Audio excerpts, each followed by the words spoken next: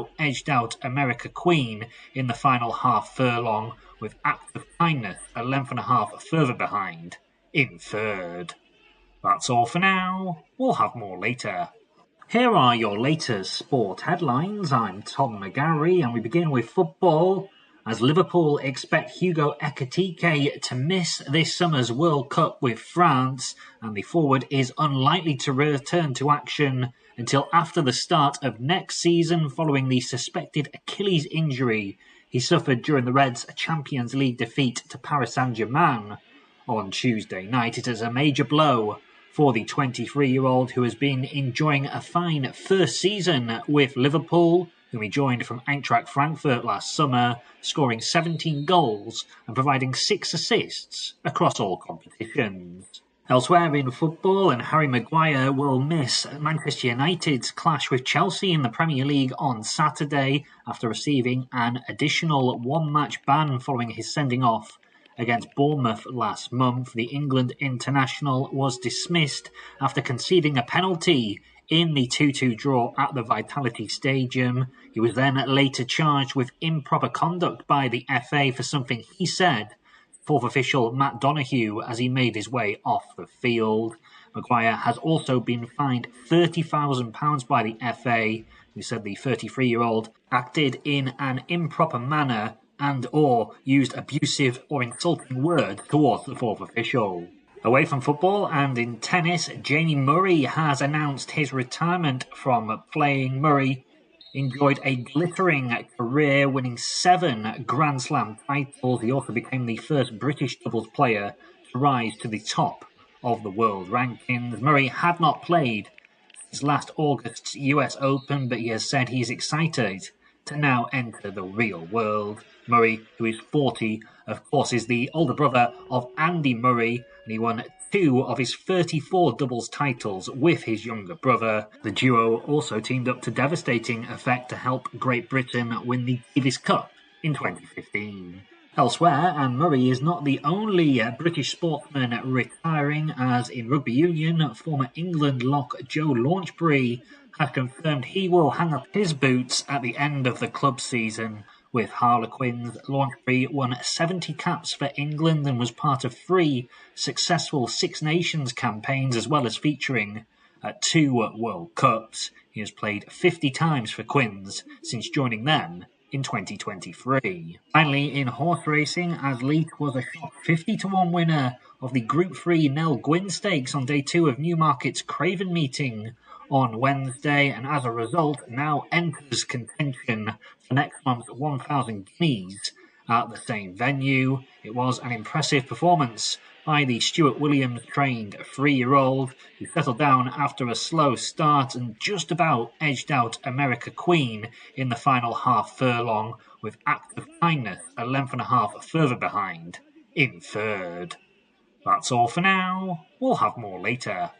Here are your latest sport headlines. I'm Tom McGarry, and we begin with football, as Liverpool expect Hugo Ekitike to miss this summer's World Cup with France, and the forward is unlikely to return to action until after the start of next season following the suspected Achilles injury he suffered during the Reds' Champions League defeat to Paris Saint-Germain on Tuesday night. It is a major blow for the 23-year-old who has been enjoying a fine first season with Liverpool, whom he joined from Eintracht Frankfurt last summer, scoring 17 goals and providing 6 assists across all competitions. Elsewhere in football, and Harry Maguire will miss Manchester United's clash with Chelsea in the Premier League on Saturday after receiving an additional one-match ban following his sending off against Bournemouth last month. The England international was dismissed after conceding a penalty in the 2-2 draw at the Vitality Stadium. He was then later charged with improper conduct by the FA for something he said, fourth official Matt Donoghue, as he made his way off the field.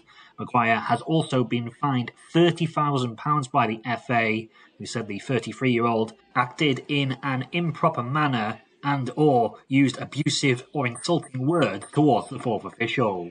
Away from football and in tennis, Jamie Murray has announced his retirement from playing. Murray enjoyed a glittering career, winning 7 Grand Slam titles. He also became the first British doubles player to rise to the top of the world rankings. Murray had not played his last August's US Open, but he has said he is excited to now enter the real world. Murray, who is 40, of course, is the older brother of Andy Murray, and he won 2 of his 34 doubles titles with his younger brother. The duo also teamed up to devastating effect to help Great Britain win the Davis Cup in 2015. Elsewhere, and Murray is not the only British sportsman retiring, as in rugby union, former England lock Joe Launchbury has confirmed he will hang up his boots at the end of the club season. With Harlequins, Launchbury won 70 caps for England and was part of 3 successful Six Nations campaigns, as well as featuring at 2 World Cups. He has played 50 times for Quins since joining them in 2023. Finally, in horse racing, as Leith was a 50-1 winner of the Group 3 Nell Gwyn Stakes on day 2 of Newmarket's Craven meeting on Wednesday, and as a result now enters contention for next month's 1,000 guineas at the same venue. It was an impressive performance by the Stuart Williams-trained 3-year-old, who settled down after a slow start and just about edged out America Queen in the final half furlong, with Act of Kindness a length and a half further behind in third. That's all for now. We'll have more later. Here are your latest sport headlines. I'm Tom McGarry, and we begin with football, as Liverpool expect Hugo Ekitike to miss this summer's World Cup with France, and the forward is unlikely to return to action until after the start of next season following the suspected Achilles injury he suffered during the Reds' Champions League defeat to Paris Saint-Germain on Tuesday night. It is a major blow for the 23-year-old, who has been enjoying a fine first season with Liverpool, whom he joined from Eintracht Frankfurt last summer, scoring 17 goals and providing 6 assists across all competitions. Elsewhere in football, and Harry Maguire will miss Manchester United's clash with Chelsea in the Premier League on Saturday after receiving an additional 1-match ban following his sending off against Bournemouth last month. The England international was dismissed after conceding a penalty in the 2-2 draw at the Vitality Stadium. He was then later charged with improper conduct by the FA for something he said to fourth official Matt Donoghue as he made his way off the field. Maguire has also been fined £30,000 by the FA, who said the 33-year-old acted in an improper manner and or used abusive or insulting words towards the fourth official. Away from football, and in tennis, Jamie Murray has announced his retirement from playing. Murray enjoyed a glittering career, winning 7 Grand Slam titles. He also became the first British doubles player to rise to the top of the world rankings. Murray had not played his last August's US Open, but he has said he is excited to now enter the real world. Murray, who is 40, of course, is the older brother of Andy Murray, and he won 2 of his 34 doubles titles with his younger brother. The duo also teamed up to devastating effect to help Great Britain win the Davis Cup in 2015. Elsewhere, and Murray is not the only British sportsman retiring, as in rugby union, former England lock Joe Launchbury has confirmed he will hang up his boots at the end of the club season. With Harlequins, Launchbury won 70 caps for England and was part of 3 successful Six Nations campaigns, as well as featuring at 2 World Cups. He has played 50 times for Quins since joining them in 2023. Finally, in horse racing, as Leith was a 50-1 winner of the Group 3 Nell Gwyn Stakes on day 2 of Newmarket's Craven meeting on Wednesday, and as a result now enters contention for next month's 1,000 guineas at the same venue. It was an impressive performance by the Stuart Williams-trained 3-year-old, who settled down after a slow start and just about edged out America Queen in the final half furlong, with Act of Kindness a length and a half further behind in third. That's all for now. We'll have more later. Here are your latest sport headlines. I'm Tom McGarry, and we begin with football, as Liverpool expect Hugo Ekitike to miss this summer's World Cup with France, and the forward is unlikely to return to action until after the start of next season following the suspected Achilles injury he suffered during the Reds' Champions League defeat to Paris Saint-Germain on Tuesday night. It is a major blow for the 23-year-old who has been enjoying a fine first season with Liverpool, whom he joined from Eintracht Frankfurt last summer, scoring 17 goals and providing 6 assists across all competitions. Elsewhere in football, and Harry Maguire will miss Manchester United's clash with Chelsea in the Premier League on Saturday after receiving an additional one-match ban following his sending off against Bournemouth last month. The England international was dismissed after conceding a penalty in the 2-2 draw at the Vitality Stadium. He was then later charged with improper conduct by the FA for something he said. Fourth official Matt Donoghue as he made his way off the field.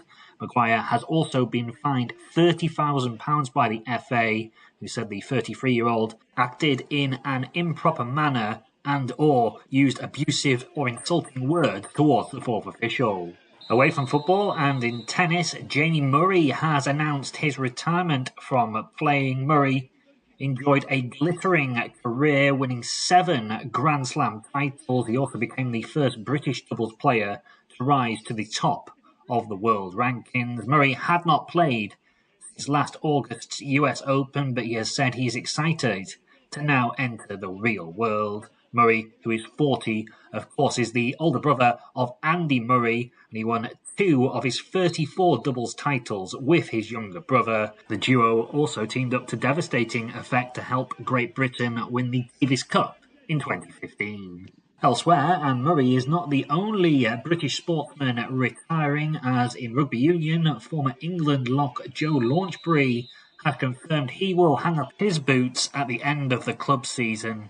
With Harlequins, Launchbury won 70 caps for England and was part of 3 successful Six Nations campaigns, as well as featuring at 2 World Cups. He has played 50 times for Quins since joining them in 2023. Finally, in horse racing, as Leet was a shock 50-1 winner of the Group 3 Nell Gwyn Stakes on day 2 of Newmarket's Craven meeting on Wednesday, and as a result now enters contention for next month's 1,000 guineas at the same venue. It was an impressive performance by the Stuart Williams trained 3-year-old, who settled down after a slow start and just about edged out America Queen in the final half furlong, with Act of Kindness a length and a half further behind in third.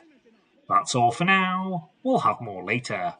Here are your latest sport headlines. I'm Tom McGarry, and we begin with football, as Liverpool expect Hugo Ekitike to miss this summer's World Cup with France, and the forward is unlikely to return to action until after the start of next season following the suspected Achilles injury he suffered during the Reds' Champions League defeat to Paris Saint-Germain on Tuesday night. It is a major blow for the 23-year-old who has been enjoying a fine first season with Liverpool, whom he joined from Eintracht Frankfurt last summer, scoring 17 goals and providing 6 assists across all competitions.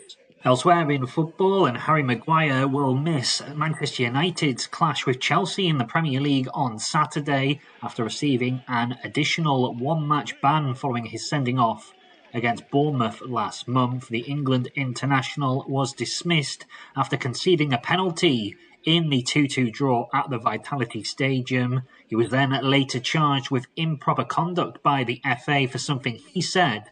Fourth official Matt Donoghue as he made his way off the field. Maguire has also been fined £30,000 by the FA, who said the 33-year-old acted in an improper manner and or used abusive or insulting words towards the fourth official. Away from football and in tennis, Jamie Murray has announced his retirement from playing. Murray enjoyed a glittering career, winning 7 Grand Slam titles. He also became the first British doubles player to rise to the top of the world rankings. Murray had not played since last August's US Open, but he has said he is excited to now enter the real world. Murray, who is 40, of course, is the older brother of Andy Murray, and he won 2 of his 34 doubles titles with his younger brother. The duo also teamed up to devastating effect to help Great Britain win the Davis Cup in 2015. Elsewhere, and Murray is not the only British sportsman retiring, as in rugby union, former England lock Joe Launchbury has confirmed he will hang up his boots at the end of the club season. With Harlequins, Launchbury won 70 caps for England and was part of 3 successful Six Nations campaigns, as well as featuring at 2 World Cups. He has played 50 times for Quins since joining them in 2023. Finally, in horse racing, as Leet was a shock 50-1 winner of the Group 3 Nell Gwyn Stakes on day 2 of Newmarket's Craven meeting on Wednesday, and as a result now enters contention for next month's 1,000 guineas at the same venue. It was an impressive performance by the Stuart Williams-trained 3-year-old, who settled down after a slow start and just about edged out America Queen in the final half furlong, with Act of Kindness a length and a half further behind in third. That's all for now. We'll have more later. Here are your latest sport headlines. I'm Tom McGarry, and we begin with football, as Liverpool expect Hugo Ekitike to miss this summer's World Cup with France, and the forward is unlikely to return to action until after the start of next season following the suspected Achilles injury he suffered during the Reds' Champions League defeat to Paris Saint-Germain on Tuesday night. It is a major blow for the 23-year-old, who has been enjoying a fine first season with Liverpool, whom he joined from Eintracht Frankfurt last summer, scoring 17 goals and providing 6 assists across all competitions. Elsewhere in football, and Harry Maguire will miss Manchester United's clash with Chelsea in the Premier League on Saturday after receiving an additional 1-match ban following his sending off against Bournemouth last month. The England international was dismissed after conceding a penalty in the 2-2 draw at the Vitality Stadium. He was then later charged with improper conduct by the FA for something he said to fourth official Matt Donoghue as he made his way off the field. Maguire has also been fined £30,000 by the FA, who said the 33-year-old acted in an improper manner and or used abusive or insulting words towards the fourth official. Away from football and in tennis, Jamie Murray has announced his retirement from playing. Murray enjoyed a glittering career, winning 7 Grand Slam titles. He also became the first British doubles player to rise to the top of the world rankings. Murray had not played since last August's US Open, but he has said he is excited to now enter the real world. Murray, who is 40, of course, is the older brother of Andy Murray, and he won 2 of his 34 doubles titles with his younger brother. The duo also teamed up to devastating effect to help Great Britain win the Davis Cup in 2015.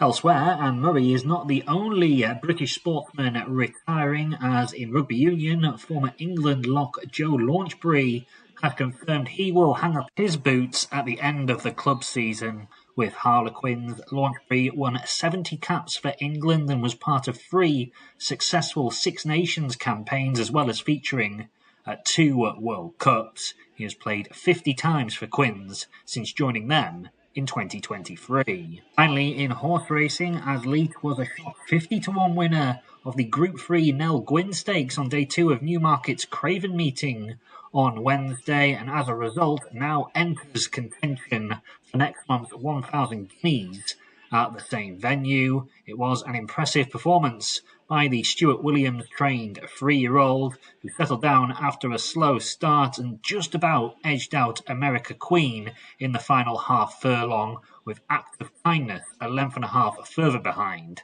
in third. That's all for now. We'll have more later.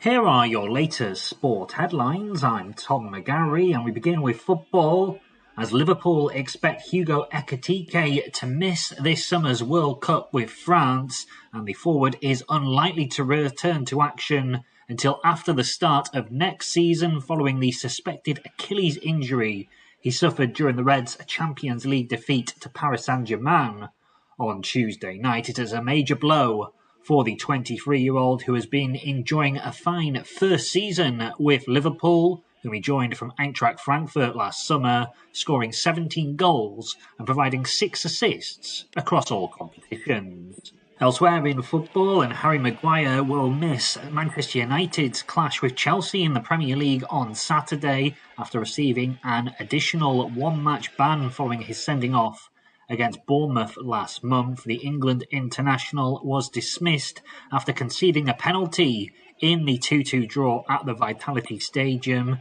He was then later charged with improper conduct by the FA for something he said. Fourth official Matt Donoghue as he made his way off the field. Maguire has also been fined £30,000 by the FA, who said the 33-year-old acted in an improper manner and or used abusive or insulting words towards the fourth official. Away from football and in tennis, Jamie Murray has announced his retirement from playing. Murray enjoyed a glittering career, winning 7 Grand Slam titles. He also became the first British doubles player to rise to the top of the world rankings. Murray had not played his last August's US Open, but he has said he is excited to now enter the real world. Murray, who is 40, of course, is the older brother of Andy Murray, and he won 2 of his 34 doubles titles with his younger brother. The duo also teamed up to devastating effect to help Great Britain win the Davis Cup in 2015. Elsewhere, and Murray is not the only British sportsman retiring, as in rugby union, former England lock Joe Launchbury has confirmed he will hang up his boots at the end of the club season. With Harlequins, Launchbury won 70 caps for England and was part of 3 successful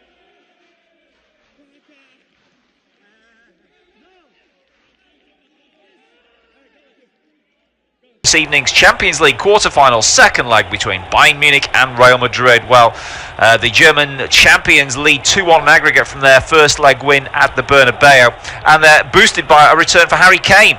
He comes back into their starting 11 after being an unused sub in the win against St. Pauli at the weekend. Winger Serge Gnabry also starts despite being a doubt with a knee issue. So Bayern line up with Neuer in goal, Stanisic, Upamecano, Tart and Lima across the back four, then Kimmich and Pavlovic in midfield, Elise, Gnabry and Diaz behind Harry Kane as the number 9. Jude Bellingham starts for Real Madrid, with Aurelien Tchouameni suspended after picking up his 3rd yellow card of the competition in the first leg. Bellingham came off the bench in that first match, and he joins England teammate Trent Alexander-Arnold in the starting 11 with Lunin in goal. Of course, no Thibaut Courtois at the moment. Alexander-Arnold, Militao, Rudiger and Mendy across the back four. Then it's Diaz, Bellingham, Valverde and Goula, with Mbappe and Vinicius Jr. up front. We're underway at 8 p.m. at the Allianz Arena. It's Bayern Munich versus Real Madrid. The team news is in from Allianz Arena for this evening's Champions League quarter-final second leg between Bayern Munich and Real Madrid. Well, the German champions lead 2-1 in aggregate from their first leg win at the Bernabeu, and they're boosted by a return for Harry Kane. He comes back into their starting 11 after being an unused sub in the win against. And a very warm welcome along to Off-Tube studio-based commentary on this crucial European night. Real Madrid, of course, record Champions League winners, looking to add another chapter in their glorious history, but they're going to have to do it on the road in Munich. Bayern Munich having won 2-1 at the Bernabeu last week and having that crucial advantage to play in front of their own fans. We're about to get underway. Referee has blown his whistle. It's Bayern in the red, all red colours, who get us underway, going in the first half from right to left, sending it back to Manuel Neuer, who was one of the stars of that first leg, and his long kick is straight through to his opposite number, André Bunin. He picks up, dressed in all light blue. We've had a minute's silence before kick-off for the legendary ex-Real Madrid defender Jose Santamaria, who won 4 European Cups during his time, 18-year career at Real Madrid. He died at the age of 96 this week as Bayern pass it back to Neuer, who's just 56 years younger. Given away by Neuer, chance here, and it's in the empty net, and Real Madrid have scored inside the first minute. Arda Güler has pounced on a horrific error by Manuel Neuer and slapped it into the empty net. Bayern 0, Real Madrid 1, level on aggregate. unbelievable start here. I mean, we barely had 30 seconds on the clock. We actually saw Neuer just asking for one of the match balls from the side of the pitch just before the game, just to get a good feel of the ball. Maybe he should have had a little bit of extra kicking practice, because he's just rolled that ball aimlessly in midfield. He loves to wander out of his penalty area, and he's just gifted Real Madrid away back into this tie.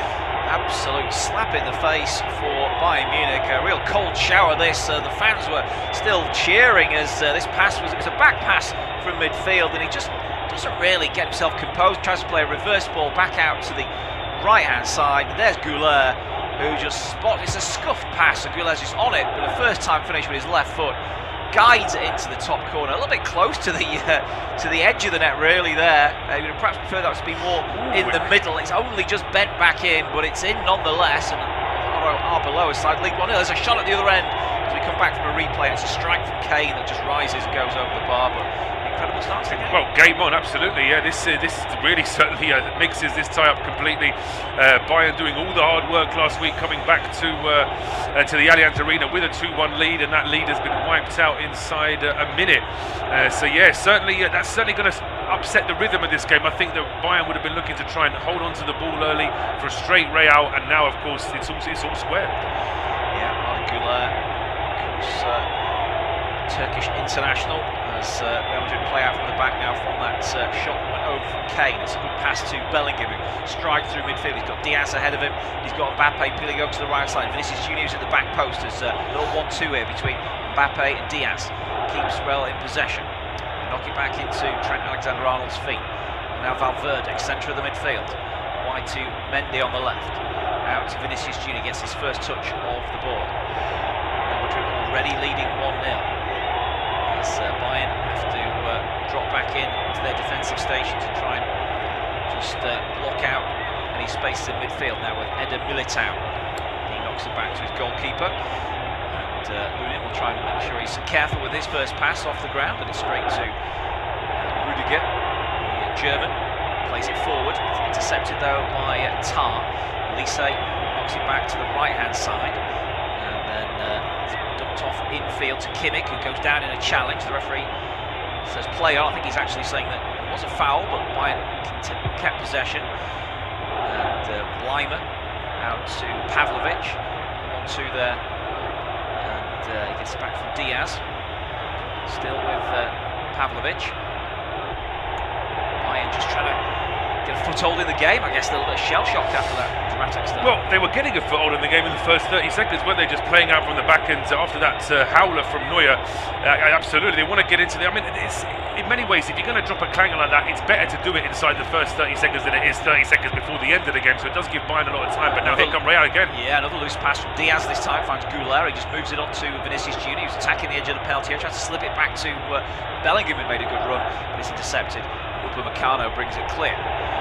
Played away by Stanisic. Upamecano again on the halfway line. Two ahead of him in red colours. It's played up towards Diaz, but swept up by Militao. And Real Madrid have it again with Valverde. Of course, he scored that tremendous hat-trick against Manchester City in the round of 16. Nice turn from Diaz, and he's then holding his face after an arm across it from Konrad Leimer, and the referee has given the free kick.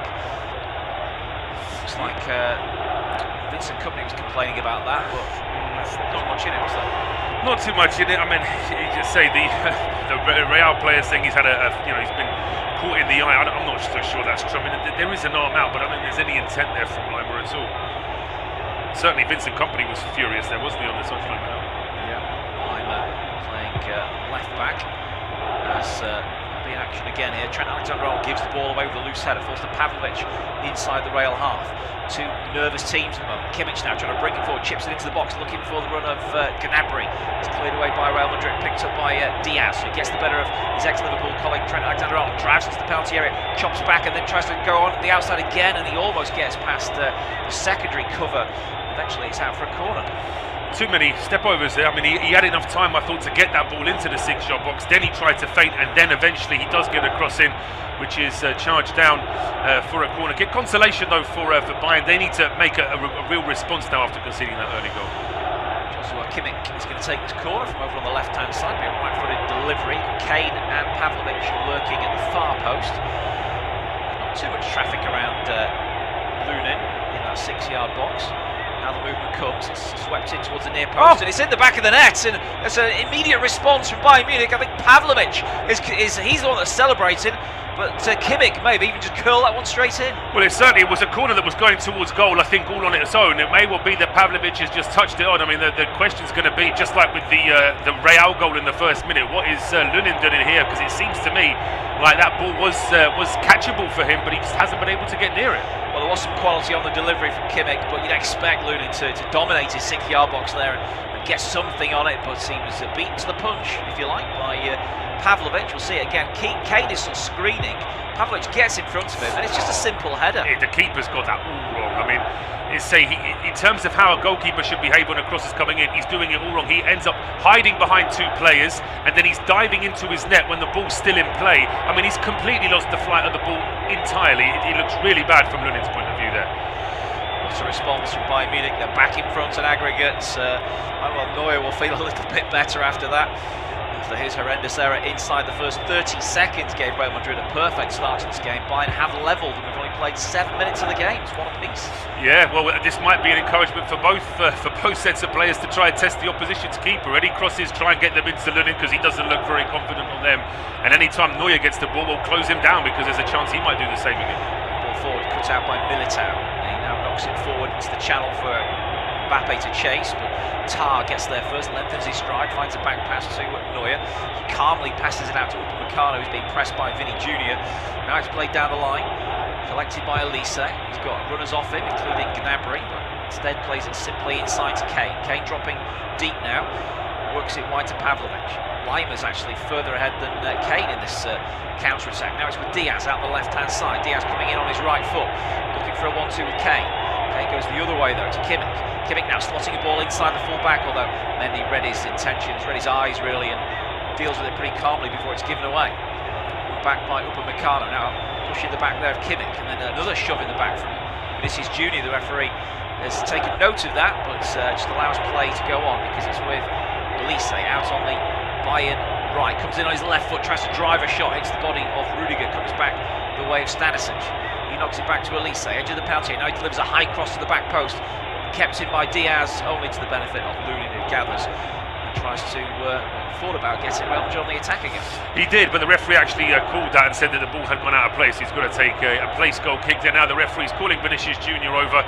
Just have a quick word, because I think that as I say, Vini Jr. is one of these players that he can get a little bit too hot under the collar. It's part of his game to have that sort of additional frustration, almost. It works as a kind of rocket fuel, but I think he was upset that Kimmich dared to get in his way after he pushed him over the first time, and Kimmich didn't even have a chance to move out the way. Yeah, referee Slavko Vincic, by the way. One of the more experienced UEFA officials as Real Madrid try and clear the lines from that goal kick. It's given away though, they've lost it inside their own, just level with their edge of their own box. Plays it Elise, 25 yards out, running across the edge of the penalty area, looking for support.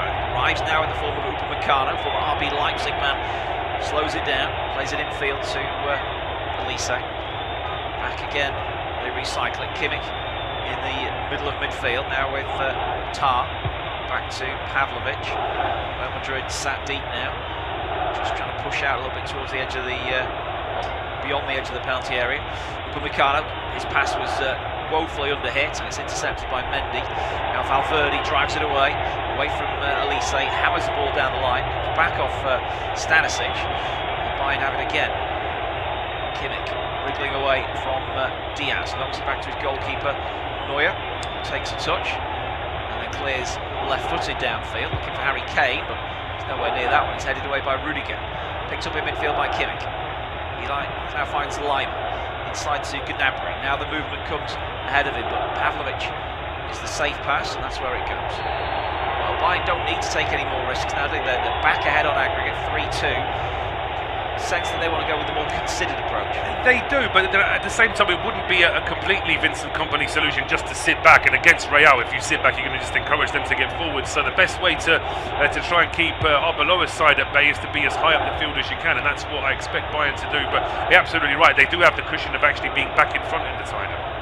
Yeah, and they've kept Real Madrid pinned back for the last few minutes as it's worked wide to the right. Elise, first time pass finds Stanisic, underlap, but it's lost there. Now Real knocking back to Lunin, rather nervy. Clearance goes straight up in the air outside the penalty area, collected again by Bayern. And Madrid just lacking a little bit of bite in the tackle or ability to win the second balls.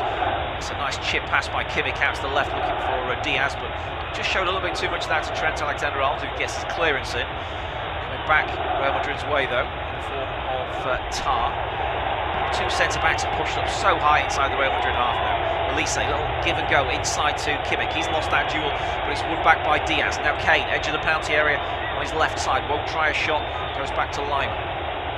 Pavlovic back to Kane, lots of short 10-yard passes, just trying to manoeuvre Real Madrid's defensive system around. A little chip pass from Elise, he was looking for Diaz, he wasn't on the same wavelength, and it goes through to Lunin.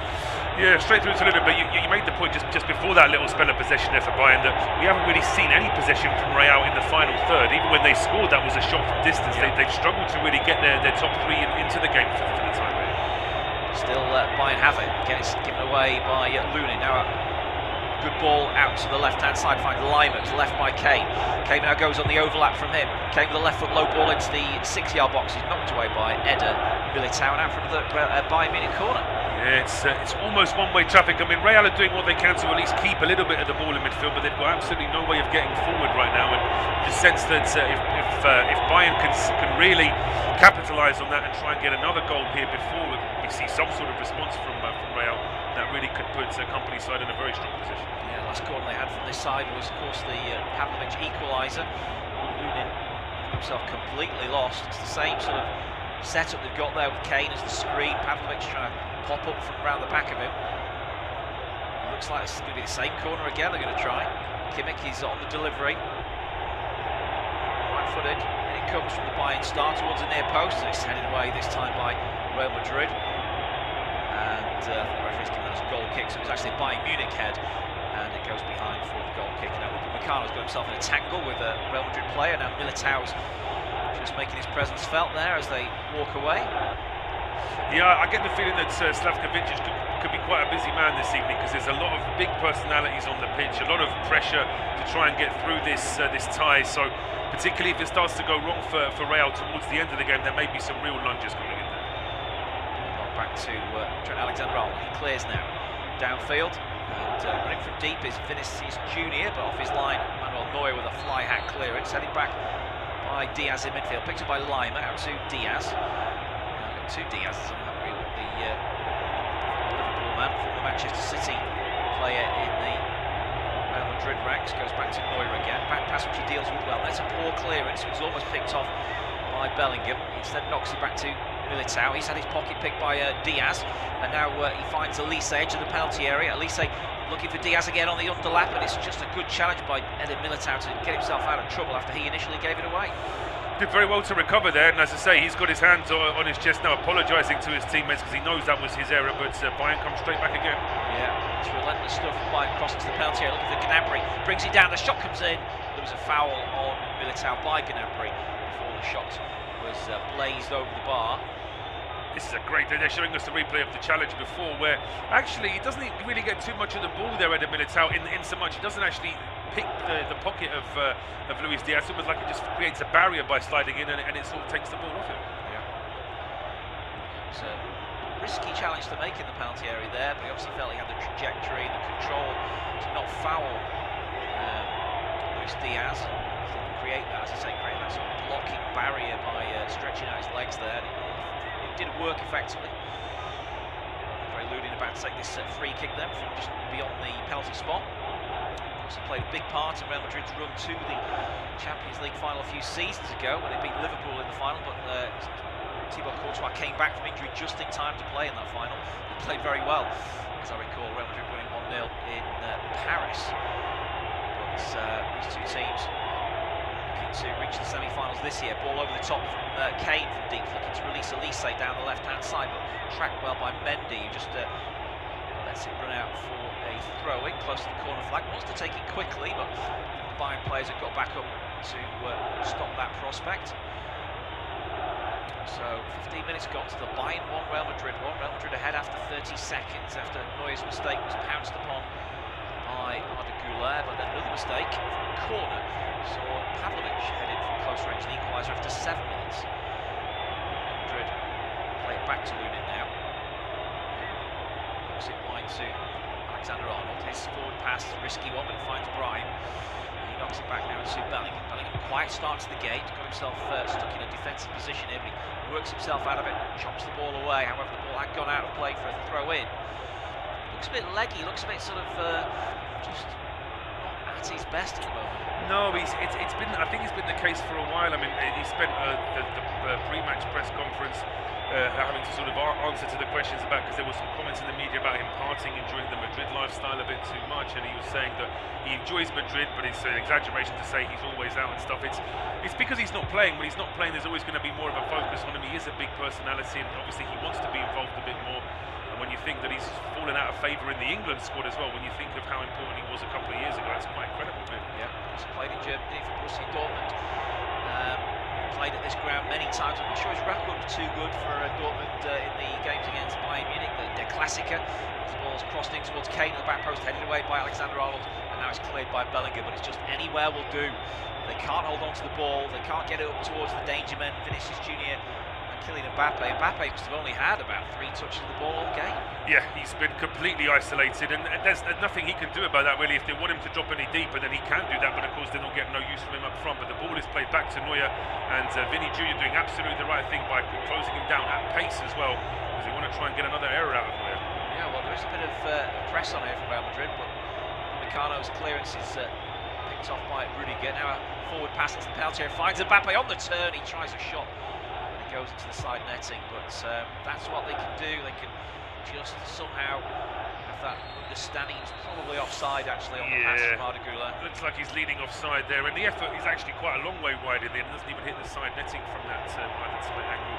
Not really any danger of testing Neuer from there, but it's important for Real to at least respond with a little bit of attacking possession, because they've had so little of it so far. Bayern back in defence now. Halfway line, Pavlovic carries it forward, knocks it wide to Luis Diaz. He's got Lima outside him, he goes back into Pavlovic, Kimmich.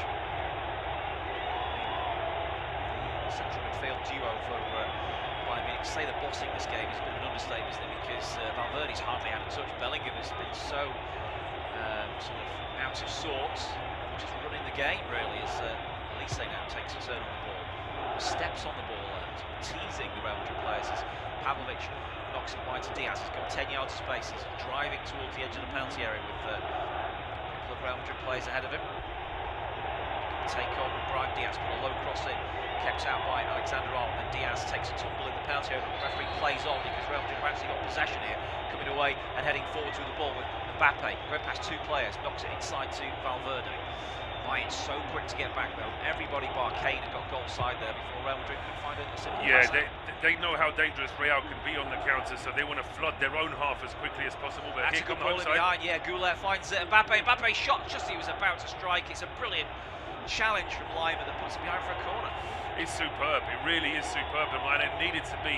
The previous effort, Mbappe was offside. This time he wasn't, and it's actually Lima that's made the mistake. He's not in line with his teammates, so he's got to do the next best thing and at least try and stop it. And it looks like he got a double kiss off the block. Yeah. It's not even a corner. Wow. Yeah, it was Vinny Junior's pass rather to Mbappe there, which sprung him for a second time. He's got that ability, hasn't he, just to make those darting runs into the channel and finish with his left foot, as he tried to on that occasion. Elise, you know what his left foot can do, and he's dribbling forward with it now, goes into a tackle, but it's well won by Bellingham. The Englishman knocks it forward to Vinicius Junior. Now a little 1-2 there with Güler, which is going to spring the Brazilian up against Upamecano, bring down the left flank. Still going here, goes on the outside, beats Upamecano for pace. On the outside then a great recovery challenge from the Frenchman, stops the Brazilian in his tracks inside the penalty area, and Bayern come away. Yeah, it's really good from Upamecano. Didn't even slide it, just sort of almost knelt down and just took the ball, and then was able to quickly get the ball away himself. And that's what you need to do as a Bayern defender. You've just got to try and frustrate. Again, that's exemplary defending there from Upamecano. Yeah, celebrated as soon as he won that ball cleanly. Gnabry had come all the way back as well to help out.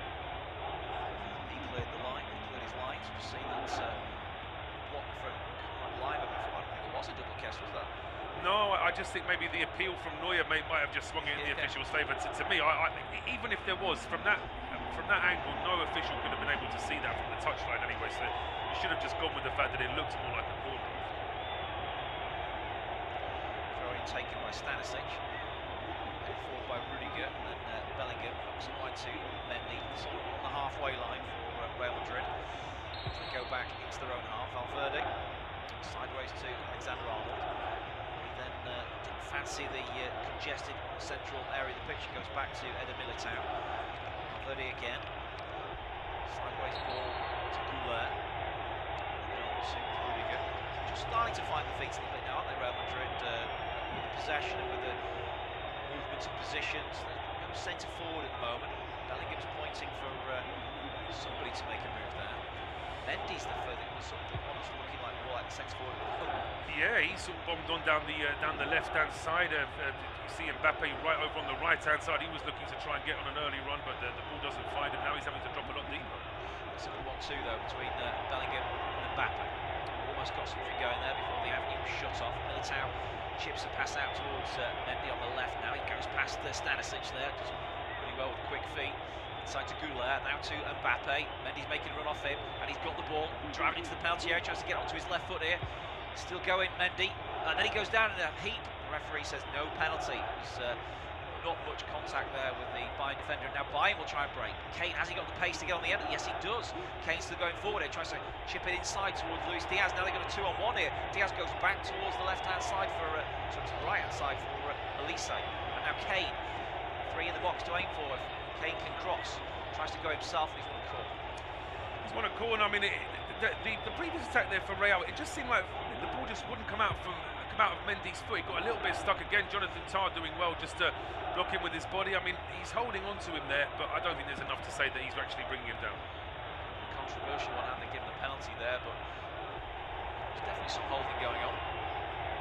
Mendy didn't sell it well enough. Anyway, it's another Bayern Munich corner. That's their third of the game. It's been taken from over on the right-hand side by Michael Elise. Kane, Gnabry, Upamecano ball in there. Tah at the back post, he goes near post, and it's well read by Bayern. Then a shot from the edge of the box is blocked by Mendy. Kimmich following up after the initial short corner to Kane, didn't work, and it's blocked behind from the corner. Yeah, I mean, again, when Real get forward, they have a moment of attacking possession, and then Bayern get it back. But when Bayern go forward, they are able to just keep it around the penalty area for that little bit longer, and it's another corner kick. Yeah, I say, like he wants to take another short one there, but now he swings it in towards the near post area, headed away by Real Madrid, then volley clear by Brahim Diaz. You can't keep that one in play. 23.5 minutes of the first half of this Champions League quarter-final second leg. It is Bayern 1, Real Madrid 1, 3-2 on aggregate to Bayern to take through to half-time. It's going to be Paul Shabakowicz. Thank you very much, sir. Yes, and it is Bayern in possession, as they have been for large spells of this first half. They really have looked the more accomplished side after that very early blip, conceding inside the first 30 seconds, and then you thought, oh, is this going to be a night where things just unravel for Bayern? But they got to go back after a pretty significant error there from the Real keeper, and now here come the home side again, down the left-hand side with Luis Diaz, who is in an offside position. He's telling the referee that's not the case, but well, we might actually have a point there. It's very close. Yeah, not necessarily close with Trent Alexander-Arnold, who's the nearest Real Madrid defender to him, but to the other side, to Mendy, I think that was very close. But the linesman was confident with his flag, and the referee stopped again. A long ball now, looking for Vinny Jr., but he's never that close to him really. He goes straight through to Neuer, who just bowls it out now for Pavlovic. And if this game's going to go in this sort of pattern, I think that Bayern will feel confident, because they are still seeing so much more of the ball. Lima now down the left-hand side, gets it in towards Luis Diaz, just at the edge of the area, going square now to Kimmich. Options over on the right-hand side, and here is Michael Elise being stood up here by Mendy. Elise puts it onto his left foot, goes for goal, gets a big deflection there off Mendy, and it's away for another corner. Yeah, he had Mendy there backpedaling and looking a little bit off balance. He made that move to come in inside on his left foot and try a shot. Thankfully for Mendy, there was a bit of cover there to make the block. So the corner kick now.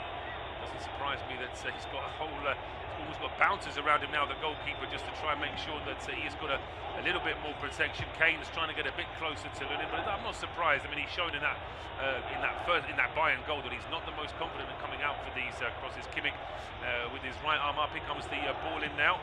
A bit more height on this one. Oh, and again the keeper makes a real mess. That's still in play. It's just about gone out for another corner. Lunin is up on his feet now, complaining to the referee that he was being fouled. I'm not so sure, but it's difficult to tell. Well, it didn't look to me live that there was any foul. We'll have a look here. I mean, nobody is fouling him there at all. I don't know what he's talking about.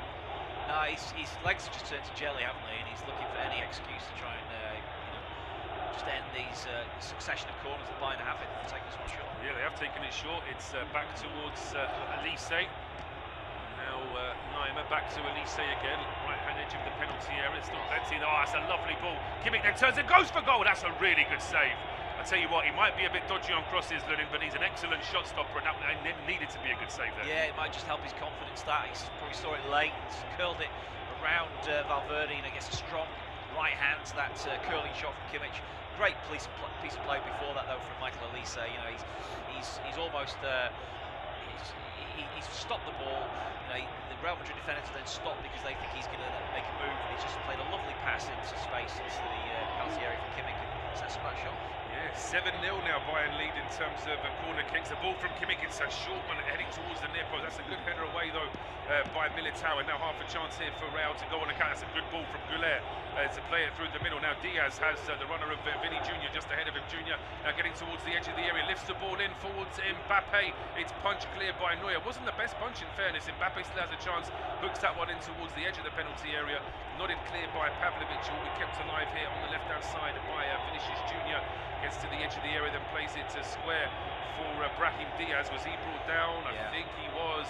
Lima can't believe it, but that's a free kick to Real, and it's in a decent position as well. It's really clever from Brahim Diaz. The ball's played into him, he's let it run through his legs, and then a little back heel to manoeuvre it around Lima, who just can't prevent his knee bringing Brahim Diaz down. What a fantastic position for a free kick this is for Real Madrid. There are probably about 3 of them queuing up for this. At the moment it looks like it's between Alexander-Arnold and Goulet, but you know what, I think there's probably even one of the centre-backs could have, Eder Militao could have a crack. Yeah, Rudiger could as well. Rudiger likes a pile driver from this sort of distance, albeit it is slightly over on the right-hand side, so it would favour the left footer. They've got more right-footed options really have Real, but the referee now has drawn a very long line there for the wall to be getting on with. It looks like it's a 4 if not a 5-man wall there from Bayern.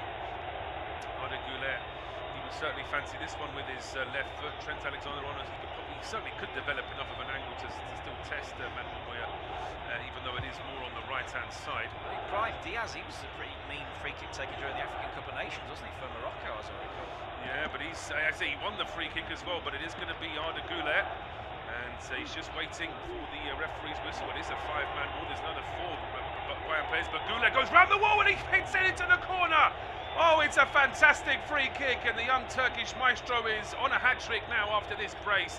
2 superb strikes, but again, can Neuer do a little bit better with this one side? Well, it's a fantastic free kick. I think nowadays you just can't really blame goalkeepers because players are just so good, aren't they? And Goulet is a fine example of a perfect left-footed free kick. You said it had to be a left-footed at the angle. He's got it over the wall, late bend, late swerve, into the top corner. He looks a little bit late on it there, doesn't he?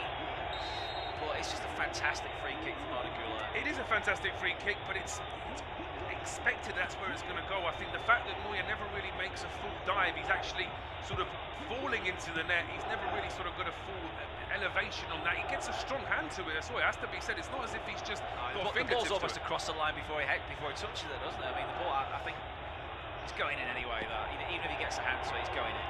It is an excellent free kick from Arda Goulet. I've certainly no complaints about that. I think maybe because we have expected so much from Manuel Neuer over the years, and no surprise that Arbeloa is delighted because his side have had so little attacking possession, but somehow they've managed to score twice in this game. Yeah, and it's level on aggregate. It's unbelievable, isn't it? I think everybody was expecting this to be a dramatic game, a tight game with goals. It's exactly what we got so far. 30 minutes played, 3 goals. Let's hope for more of the same. It may well be famous last words, but I would be amazed if that was the end of the scoring in 90 minutes. It just feels like both of these sides have got more goals in them. Already Vincent Kompany was berating the fourth official about something after that goal went in. And now he's trying to get the fourth official's attention again. But Arda Güler, he got a gift of a goal in the first minute, and then he absolutely executed a superb free kick just a few moments ago to put Real Madrid 2-1 up on the night, and it's 3-3 on aggregate, with Eder Militao now at the edge of his own penalty area. Long ball up towards the halfway line. It gets away from Trent Alexander-Arnold. It's back in towards Kimmich. It ball to the edge of the area. It almost gets through towards Elise. Rudiger was losing his balance, but Kane saves that ball for Bayern. It goes out towards Luis Diaz here on the left-hand side. He's surrounded by Real players. He just about manages to get away from Arda Güler and from Trent, and he wins inside a throw. Yeah, they've given Trent a lot of help, haven't they, in the early stages of this game. It was Brahim who was helping him out before. Arda Güler now playing on the right. Brahim presumably shifted over to the left-hand side, just swapped sides for the moment. But whenever Diaz has got the ball, there's always another Real Madrid player, midfielder usually, who's very close by, giving him a bit of help in those situations. Needs to double up there as here comes Elise now down the right-hand side towards the edge of the penalty area. Kimmich laying it square just at the edge of the D towards Lima. He's got options here. Luis Diaz is one of them. Back towards Pavlovic. Pavlovic now just pinging the ball out towards Elise. Right-footed cross in towards Kane, just a bit too high. It's headed cleared by Eder Militao. He was claiming that he was fouled. Referee doesn't see it that way. Lima's ball into the box gets a deflection. Luis Diaz then goes for it. Was he fouled by Jude Bellingham? The suggestion from Bayern was then there's another collision there. The referee is allowing everything to go here. Arguably there could have been 3 free kicks there, but now it's Real on the counter here down the right-hand side with Brahim Diaz, but his pass deflected away by the body of Kimmich and played back to Neuer, who clears it a lot more confidently this time over the halfway line. But in that corner of the field there, so I mean, there's arguably at least one, if not 2, pretty serious challenges there. Yeah, I think definitely the second one by Valverde was a foul, so it would be interesting. Had Real Madrid scored that goal, they might be trying to get in again there with Mbappe making a darting run behind the 2 central defenders. It would have been called back. VAR would have probably taken it all the way back to 100 yards back down the field to look at that challenge. But as it turned out, Kimmich did some good defending and Bayern are back on the ball. Bayern are back on the ball and they're down the left-hand side. Luis Diaz's pass deflected away by Trent Alexander-Arnold. Güler, then into Vinny Jr. who just goes away from Kimmich heading towards the penalty area. But Kimmich is back at him and he is able to dispossess, and that's a really good play there from the Bayern veteran. Pavlovic into Kane, who turns away from his England teammate there, Jude Bellingham. Luis Diaz playing it back towards Lima. Still got around 11.5 minutes to go in this first half. There will be a few minutes of injury time as well, of course, with the 3 goals that we've had. So overall, it started off terribly for Bayern. Then they looked on paper like the much better side, got a quick equaliser, and they seem to be pushing for the next goal in the game. And out of nowhere, a moment of real quality from Arda Güler, finding the top corner for a free kick. So it's Real to find themselves 2-1 up, and here come Bayern now down the left. Just to say, by the way, it's still goalless in the other game between Arsenal and Sporting. That one is available on our service as well, as Kimmich goes down towards the right-hand side for Michael Elise. His pass into the penalty area does get through to Stanisic. It's back to Gnabry. Gnabry goes for goal. It's on target, but he rolls it down the middle, and it's an easy save for Lunin.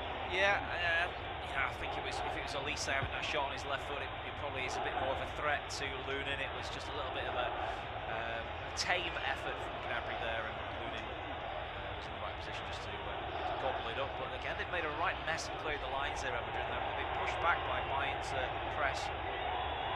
They have, and in the end, Arda Güler's just happy that he can get a deflection off Stanisic and win his side a throw. It's almost like they're caught in between 2 minds, Real. On the one hand, they want to play out from the back and keep possession, but on the other hand, they're scared of losing the ball, so then they end up hoofing it, and it just, neither of them really is really working for them. Yeah, they're playing a few sideways passes, and then they have to sort of almost realise that they can't get it out that way, so have to kick it long, and they're just kicking it straight back to Bayern Munich on the half, almost on the halfway line or inside their own half, and they can set up an attack from there. Yeah, they can indeed. On that occasion, Gnabry's been adjudged to have fouled Rudiger. Rudiger stolen about 10 yards from when the actual foul took place. Yeah, he gets tangled with him there a little bit. Rudiger actually pushes back at Gnabry after the initial foul, but by then the whistle had already gone. So Lunin is across to take this free kick from just outside his penalty area. Just to remind you, of course, plenty of action on our service tomorrow. It's second legs in the Europa League and Europa Conference League. At 8 o'clock.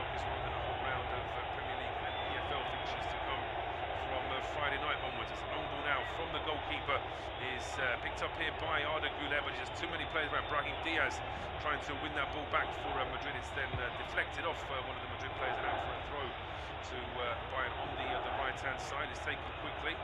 It's a quick diagonal ball to try and pick out Luis Diaz, but that's not particularly accurate. It's picked off there by Trent Alexander-Arnold, and now Bellingham finding a pass into the edge of the area down the left-hand side. It's Mbappe trying to get away from Upamecano. Can't quite do it though. Goes back to Vinicius Junior. He's stopped by Upamecano as well. You know, Gnabry and Kimmich almost make a mess of it before. In the end, Bayern just have to clear it anyway. Yeah, it's just a little bit nervous there from Bayern. We've seen too much of that in this first half, but they must be feeling it now. You know, they were 2-1 up after a brilliant performance in Madrid last week, and they've not really done themselves justice. They've had more than moments. They've had spells where they've been in charge of this game. 2-1 down. 2-1 down, but here come Bayern now down the left-hand side. That's really good work from Leimer. He gets away from Arda Güler. And was he brought down inside the penalty area? The referee says no. I tell you what, I think VAR may want to have a look at that one, but it's cleared into midfield where Stanisic gets it back for Bayern. He breaks into the box and he goes for goal. It's safe. The rebound is then deflected. They're appealing a handball. The referee says no as well.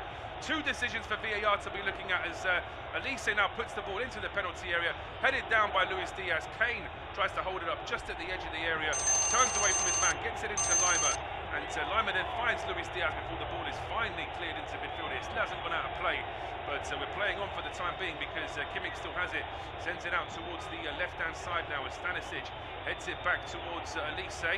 Elise does well to keep that ball. It's now with Upamecano. Upamecano threads the ball into Kane. Kane takes a touch and it's into the back of the net. The goalkeeper was unsighted, wrong-footed, and Bayern are level on the night and 4-3 up on aggregate. Yeah, I mean, they had a couple of penalty shouts. They just kept on playing. They are relentless, aren't they, Bayern Munich? You know, that was, you know, other teams might have just been looking for the decisions. Well, they obviously asked for the decisions, but when they didn't come their way, they just kept on playing. And they kept on putting pressure on Real Madrid. Eventually, it's come to Harry Kane on the penalty spot. And he just does not miss there. You know, neither Trent Alexander-Arnold nor Eder Militao could get close enough to him. He had another teammate there, almost acting as a screen, and he just slid it unerringly past the keeper into the far corner to make it 2-2 on the night, 4-3 on aggregate. Yes, I mean, whether or not we even get to see those penalty shouts, I suppose they're not really relevant in terms of the match now with Bayern scoring in that same sequence of play. But this is a great little darting run from Upamecano. He goes past a couple of players, and then Luis Diaz, without ever getting the ball, is actually a big part of that because just him moving towards the ball just draws the defender away, and it just makes sure that the ball does get through to Harry Kane. Yeah. So yeah, basically Luis Diaz moves, and by his move, he then essentially takes Eder Militao away from the situation, and Trent Alexander-Arnold doesn't cover quickly enough to stop the Kane shot. So that's clever movement from Bayern Munich. They had 2v2 in that situation, and Diaz's movement takes Eder Militao away, leaves Kane with Alexander-Arnold, and Alexander-Arnold just doesn't get close enough, doesn't spot the danger early enough to get close enough to stop the shot. Yeah, and Kane straight away pointing his finger at Upamecano because it's Upamecano that had a big part in that goal. But yeah, I mean, so using Si's word from just a moment ago, it is relentless from Bayern. That's definitely a word that I would use to describe them as well. It's just there's no sort of drop off in levels, and even though many sides, even at the top level, would have been deflated by conceding that second goal when you consider how Bayern have been dominating in this game. But now here come Real trying to respond. What a great run. This is from Bellingham. He was fouled at least twice there, but we play on because he gets the ball into Trent Alexander-Arnold, brings it across the 6-yard box. Oh, it's just behind Mbappe, and eventually it's cleared away.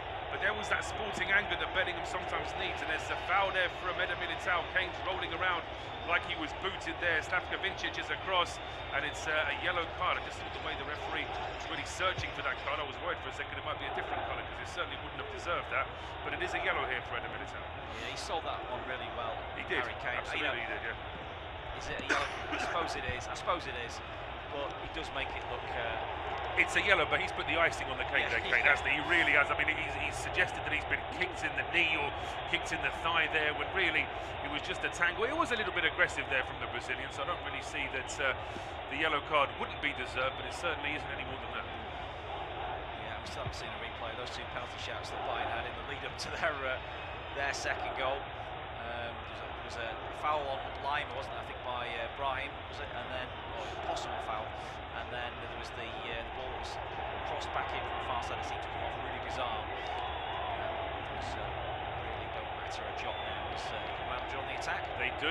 Early ball this time from Brahim Diaz, and it's a really good ball as well to pick out. Vinicius Junior, who goes for goal, and that's not too far away at all. I think, although it does hit the woodwork, I think it's the woodwork behind the goal rather than the actual frame of the goal itself. I think it's the posts that support the just behind the stanchions there. We'll see that from another angle now, but it's a great ball to pick him out, and it's a great strike as he has hit the top of the bar. As I say, it's just my eyes deceived me there, but it was a great strike. Yeah, no, my eyes were telling me the same thing as you, Paul. I thought that was maybe just behind on the advertiser hoardings, but they come again here, Real Madrid. They do. They're trying to get relentless now as well as we're into the last 4 minutes of this first half. Here's Brahim Diaz into the penalty area, but it's a combination of Lima and Luis Diaz trying to slow him down here, and then Diaz gets the ball away into Kane, who flicks it on towards Elise. Back to go. Silky stuff this from Bayern, but they've actually been sitting back that deep to try and soak up Real pressure. That Kane had no outlet. He got to the halfway line, he had no one to pass to. Yeah, but to be fair to him, he did the right thing there. He just kept them in possession, and they go again here with a second wave. They do. It's Kimmich now towards the edge of the area. He got a body check there as he was trying to play the ball forward. In fact, it wasn't Kimmich, I beg your pardon. It was actually Stanisic, I believe, who has gone down in a heap now. And that's a gap that he's left on his side has now caused problems here for Real, because here's Vinny Jr. threads it into Mbappe. It's a 5th goal in this first half. Kylian Mbappe finally gets his chance in front of goal, and he takes it. Yeah, I do think there'll be a VAR check on this one, because Stanisic went down with an injury, and Real Madrid had the ball after that, so Bayern Munich didn't touch the ball again after the Stanisic challenge. He's still down, so he's selling it here to the VAR officials. Go back and check this. If there is a foul on Stanisic, this goal could be chalked off. Well, it's going to take a brave VAR, unless it's a glaring foul, of course, then you'd like to think they could just do their job. But if it's anything marginal, I mean, the referee is checking more for sort of health and safety reasons rather than to see if it really was a foul. Now we're going to get a chance to see it. Is this a foul that VAR would bring the game back for? Oh, I don't know. I mean, Rudiger does kick out a little bit there, but then, I mean, there's certainly no offside when that ball is played to Vinny Jr., so there won't be any VAR as far as the actual logistics of the goal itself being scored. Yeah. And I don't think there's enough of a foul from Rudiger there. Do you think they would bring it back for that? I think the ball had gone. And it had gone to a teammate, so there was an advantage there. Bayern had the advantage, and then they lost the ball, and then Real Madrid counted them. So I guess you'd say that although there was a foul and Real Madrid got it after that, the advantage had already been played. So I don't think it'll get chalked off. Great counter-attack though from Real Madrid. Vinicius Junior, decisive pass. Upamecano got caught by the run of Mbappe off his shoulder. I'd expect better from Upamecano to sort of dealt with that run really and stop the opportunity here on us. Should have done indeed, as Conrad Lima there, frustrated look on his face. Vinicius Junior absolutely delighted with his part. Vincent Kompany, he's been working for that yellow card since the kickoff really. He's been in the fourth official's face the entire time, and if Bayern do get through to the semi-finals, he will miss the first one. Really? Well, yeah, I think it's obviously a match which is going to be, well, it's a tough game to referee, because it's so end-to-end, there's so much quality there. One moment can make a huge difference, and we've seen so many decisive moments. 5 goals in the first half. 5 goals in the first half, and that is Mbappe's 15th goal in 11 Champions League games this season. So his form isn't bad in this competition this year, it's fair to say. Well, Harry Kane, he's got 6 in his last 4 before tonight for Bayern Munich. Obviously not all in the Champions League. No, but it's... the goal scorers now, the very top-end goal scorers, they're just ridiculous. They are, as I say, there's so few of them as well. So many teams already playing without and out strikers. But here come Real again, down the middle of the park this time. It's Mbappe's ball into Bellingham. Bellingham's pass into the 6-yard box is overhit. It's straight in towards Manuel Neuer. Well, as I say, when Real took the lead after 30 seconds, I think both of us knew that wasn't going to be the end of the scoring. Even when that goal went in off the corner 5 minutes later, we thought there'd be more goals, but I don't think either of us expected it would be 3-2 to Real by half-time. No, I think there's definitely more goals in the game still. Just wondering what, and which manager will blink first in terms of making changes. We've got half-time coming up, obviously 2 minutes stopping time just about to be played. The benches both look very strong. There's options for both coaches to change it up a little bit. So I think Guerrero maybe would want to come on for Bayern Munich. They're probably the ones that need to make the first change, because they're the home team and it's level aggregate. It is, yeah. They've got to think about what they're potentially. You mentioned Rafael Guerreiro, potentially on that same side.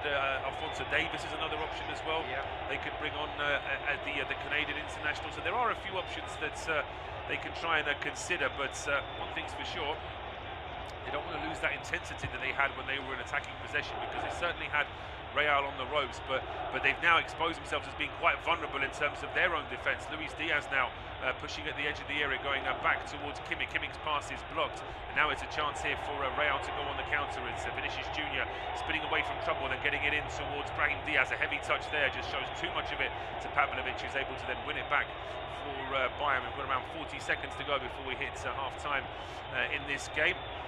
It's Bayern in possession here with Michael Elise down the right-hand side in towards Stanisic.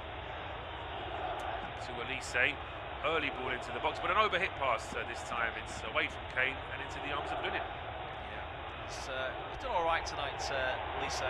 Big game for him, of course. You know, he's the sort of nights when he's made that huge move from Crystal Palace. These are the sort of nights where you're thinking, you know, okay, it's a real test, isn't it? And he's done all right so far. He's not quite sort of dominated the game as you know he can be. There's even talk he could be a Ballon d'Or candidate, what he's been doing in Munich this season, but I'm not quite seeing Ballon d'Or form from him in this game. Not quite yet, no, but there is still a second half, and just as I say that, it is the end of the first half here at the Allianz Arena, where it's Bayern Munich 2, Real Madrid 3 on the night. It's 4-4 on aggregate, and do join us for the second half in 15 minutes.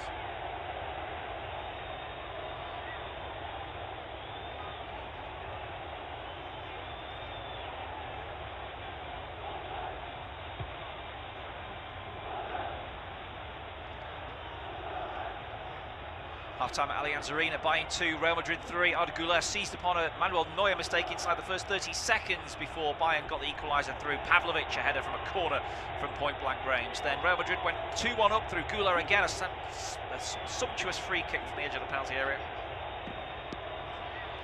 Half-time at Allianz Arena, where it's Bayern Munich 2, Real Madrid 3, as Los Blancos went ahead on a Arda Güler goal on 1 minute.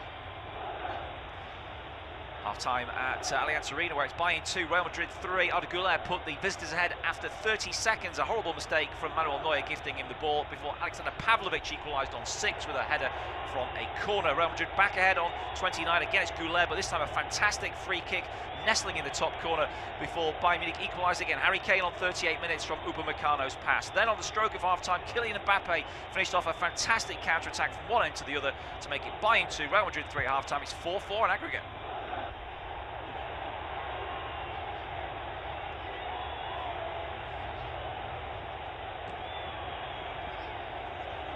Half-time at Allianz Arena, where it's Bayern 2, Real Madrid 3. Arda Güler put the visitors ahead after 30 seconds. A horrible mistake from Manuel Neuer, gifting him the ball before Alexander Pavlovic equalised on 6 with a header from a corner. Real Madrid back ahead on 29. Again, it's Güler, but this time a fantastic free kick nestling in the top corner before Bayern Munich equalised again. Harry Kane on 38 minutes from Upamecano's pass. Then on the stroke of half-time, Kylian Mbappe finished off a fantastic counter-attack from one end to the other to make it Bayern 2, Real Madrid 3 at half-time. It's 4-4 on aggregate. Half-time at Allianz Arena, where it's Bayern 2, Real Madrid 3. Arda Güler put the visitors ahead after 30 seconds. A horrible mistake from Manuel Neuer, gifting him the ball before Alexander Pavlovic equalised on 6 with a header from a corner. Real Madrid back ahead on 29. Again, it's Güler, but this time a fantastic free kick nestling in the top corner before Bayern Munich equalised again. Harry Kane on 38 minutes from Upamecano's pass. Then on the stroke of half-time, Kylian Mbappe finished off a fantastic counter-attack from one end to the other to make it Bayern 2, Real Madrid 3 at half-time. It's 4-4 on aggregate. Time at Allianz Arena, where it's Bayern 2, Real Madrid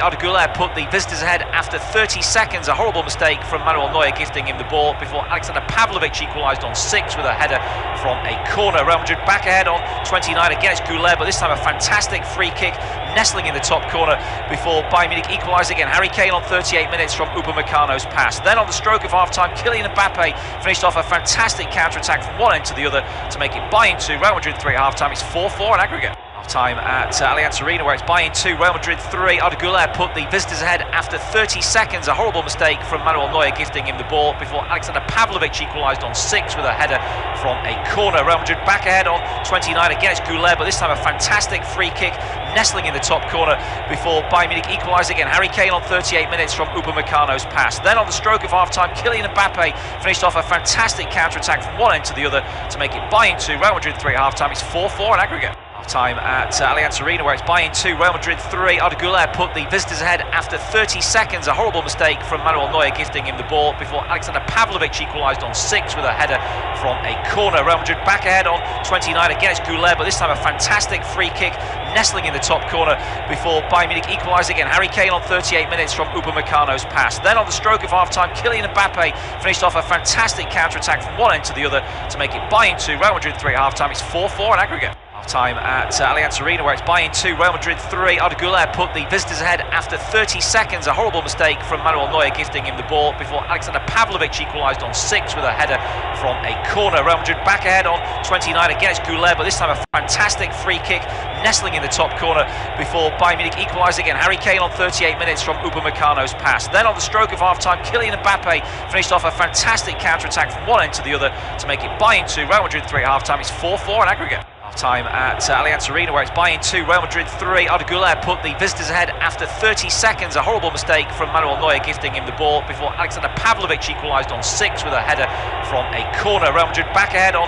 29. Again it's Güler, but this time a fantastic free kick nestling in the top corner before Bayern Munich equalise again. Harry Kane on 38 minutes from Upamecano's pass. Then on the stroke of half-time, Kylian Mbappe finished off a fantastic counter-attack from one end to the other to make it Bayern 2, Real Madrid 3 at half-time. It's 4-4 in aggregate. Time at Allianz Arena, where it's Bayern 2, Real Madrid 3. Arda Güler put the visitors ahead after 30 seconds. A horrible mistake from Manuel Neuer gifting him the ball before Alexander Pavlovic equalised on 6 with a header from a corner. Real Madrid back ahead on 29. Again it's Güler, but this time a fantastic free kick nestling in the top corner before Bayern Munich equalise again. Harry Kane on 38 minutes from Upamecano's pass. Then on the stroke of half-time, Kylian Mbappe finished off a fantastic counter-attack from one end to the other to make it Bayern 2, Real Madrid 3 at half-time. It's 4-4 in aggregate.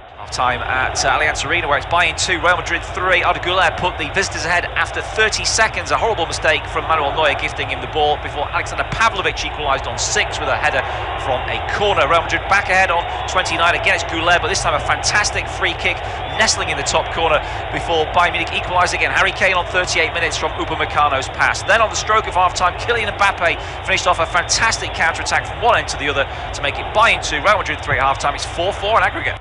Time at Allianz Arena, where it's Bayern 2, Real Madrid 3. Arda Güler put the visitors ahead after 30 seconds. A horrible mistake from Manuel Neuer gifting him the ball before Alexander Pavlovic equalised on 6 with a header from a corner. Real Madrid back ahead on 29. Again it's Güler, but this time a fantastic free kick nestling in the top corner before Bayern Munich equalise again. Harry Kane on 38 minutes from Upamecano's pass. Then on the stroke of half-time, Kylian Mbappe finished off a fantastic counter-attack from one end to the other to make it Bayern 2, Real Madrid 3 at half-time. It's 4-4 in aggregate.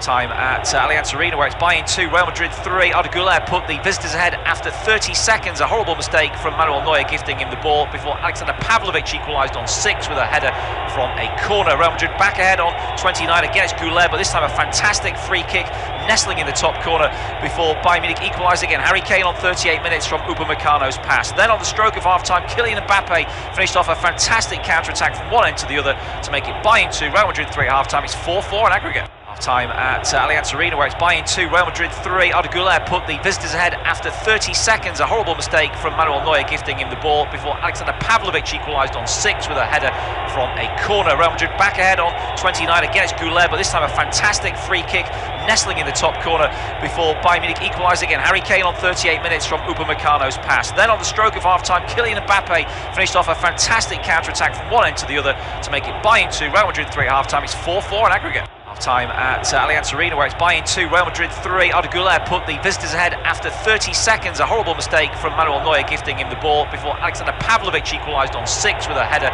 from a corner. Real Madrid back ahead on 29. Again it's Güler, but this time a fantastic free kick nestling in the top corner before Bayern Munich equalise again. Harry Kane on 38 minutes from Upamecano's pass. Then on the stroke of half-time, Kylian Mbappe finished off a fantastic counter-attack from one end to the other to make it Bayern 2, Real Madrid 3 at half-time. It's 4-4 in aggregate. Half-time at Allianz Arena, where it's Bayern 2, Real Madrid 3. Arda Güler put the visitors ahead after 30 seconds. A horrible mistake from Manuel Neuer gifting him the ball before Alexander Pavlovic equalised on 6 with a header from a corner. Real Madrid back ahead on 29. Again, it's Güler, but this time a fantastic free kick nestling in the top corner before Bayern Munich equalise again. Harry Kane on 38 minutes from Upamecano's pass. Then on the stroke of half-time, Kylian Mbappe finished off a fantastic counter-attack from one end to the other to make it Bayern 2, Real Madrid 3 at half-time. It's 4-4 in aggregate. Time at Allianz Arena, where it's Bayern 2, Real Madrid 3. Arda Güler put the visitors ahead after 30 seconds. A horrible mistake from Manuel Neuer gifting him the ball before Alexander Pavlovic equalised on 6 with a header from a corner. Real Madrid back ahead on 29. Again, it's Güler, but this time a fantastic free kick nestling in the top corner before Bayern Munich equalise again. Harry Kane on 38 minutes from Upamecano's pass. Then on the stroke of half-time, Kylian Mbappe finished off a fantastic counter-attack from one end to the other to make it Bayern 2, Real Madrid 3 at half-time. It's 4-4 in aggregate. Time at Allianz Arena, where it's Bayern 2, Real Madrid 3. Arda Güler put the visitors ahead after 30 seconds. A horrible mistake from Manuel Neuer gifting him the ball before Alexander Pavlovic equalised on 6 with a header from a corner. Real Madrid back ahead on 29. Again, it's Güler, but this time a fantastic free kick nestling in the top corner before Bayern Munich equalise again. Harry Kane on 38 minutes from Upamecano's pass. Then on the stroke of half-time, Kylian Mbappe finished off a fantastic counter-attack from one end to the other to make it Bayern 2, Real Madrid 3 at half-time. It's 4-4 in aggregate. Time at Allianz Arena, where it's Bayern 2, Real Madrid 3. Arda Güler put the visitors ahead after 30 seconds. A horrible mistake from Manuel Neuer gifting him the ball before Alexander Pavlovic equalised on 6 with a header from a corner. Real Madrid back ahead on 29. Again, it's Güler, but this time a fantastic free kick nestling in the top corner before Bayern Munich equalise again. Harry Kane on 38 minutes from Upamecano's pass. Then on the stroke of half-time, Kylian Mbappe finished off a fantastic counter-attack from one end to the other to make it Bayern 2, Real Madrid 3 at half-time. It's 4-4 in aggregate. Time at Allianz Arena, where it's Bayern 2, Real Madrid 3. Arda Güler put the visitors ahead after 30 seconds. A horrible mistake from Manuel Neuer gifting him the ball before Alexander Pavlovic equalised on 6 with a header from a corner. Real Madrid back ahead on 29. Again, it's Güler, but this time a fantastic free kick nestling in the top corner before Bayern Munich equalise again. Harry Kane on 38 minutes from Upamecano's pass. Then on the stroke of half-time, Kylian Mbappe finished off a fantastic counter-attack from one end to the other to make it Bayern 2, Real Madrid 3 at half-time. It's 4-4 in aggregate. Time at Allianz Arena, where it's Bayern 2, Real Madrid 3. Arda Güler put the visitors ahead after 30 seconds. A horrible mistake from Manuel Neuer gifting him the ball before Alexander Pavlovic equalised on 6 with a header from a corner. Real Madrid back ahead on 29. Again, it's Güler, but this time a fantastic free kick nestling in the top corner before Bayern Munich equalise again. Harry Kane on 38 minutes from Upamecano's pass. Then on the stroke of half-time, Kylian Mbappe finished off a fantastic counter-attack from one end to the other to make it Bayern 2, Real Madrid 3 at half-time. It's 4-4 in aggregate. Time at Allianz Arena, where it's Bayern 2, Real Madrid 3. Arda Güler put the visitors ahead after 30 seconds. A horrible mistake from Manuel Neuer gifting him the ball before Alexander Pavlovic equalised on 6 with a header from a corner. Real Madrid back ahead on 29. Again, it's Güler, but this time a fantastic free kick nestling in the top corner before Bayern Munich equalise again. Harry Kane on 38 minutes from Upamecano's pass. Then on the stroke of half-time, Kylian Mbappe finished off a fantastic counter-attack from one end to the other to make it Bayern 2, Real Madrid 3 at half-time. It's 4-4 in aggregate. Time at Allianz Arena, where it's Bayern 2, Real Madrid 3. Arda Güler put the visitors ahead after 30 seconds. A horrible mistake from Manuel Neuer gifting him the ball before Alexander Pavlovic equalised on 6 with a header from a corner. Real Madrid back ahead on 29. Again, it's Güler, but this time a fantastic free kick nestling in the top corner before Bayern Munich equalise again. Harry Kane on 38 minutes from Upamecano's pass. Then on the stroke of half-time, Kylian Mbappe finished off a fantastic counter-attack from one end to the other to make it Bayern 2, Real Madrid 3 at half-time. It's 4-4 in aggregate.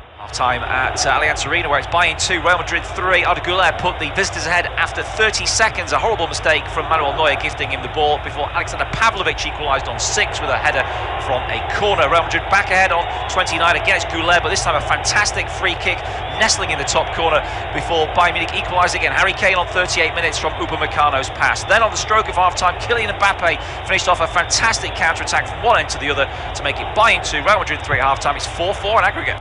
Time at Allianz Arena, where it's Bayern 2, Real Madrid 3. Arda Güler put the visitors ahead after 30 seconds. A horrible mistake from Manuel Neuer gifting him the ball before Alexander Pavlovic equalised on 6 with a header from a corner. Real Madrid back ahead on 29. Again, it's Güler, but this time a fantastic free kick nestling in the top corner before Bayern Munich equalise again. Harry Kane on 38 minutes from Upamecano's pass. Then on the stroke of half-time, Kylian Mbappe finished off a fantastic counter-attack from one end to the other to make it Bayern 2, Real Madrid 3 at half-time. It's 4-4 in aggregate.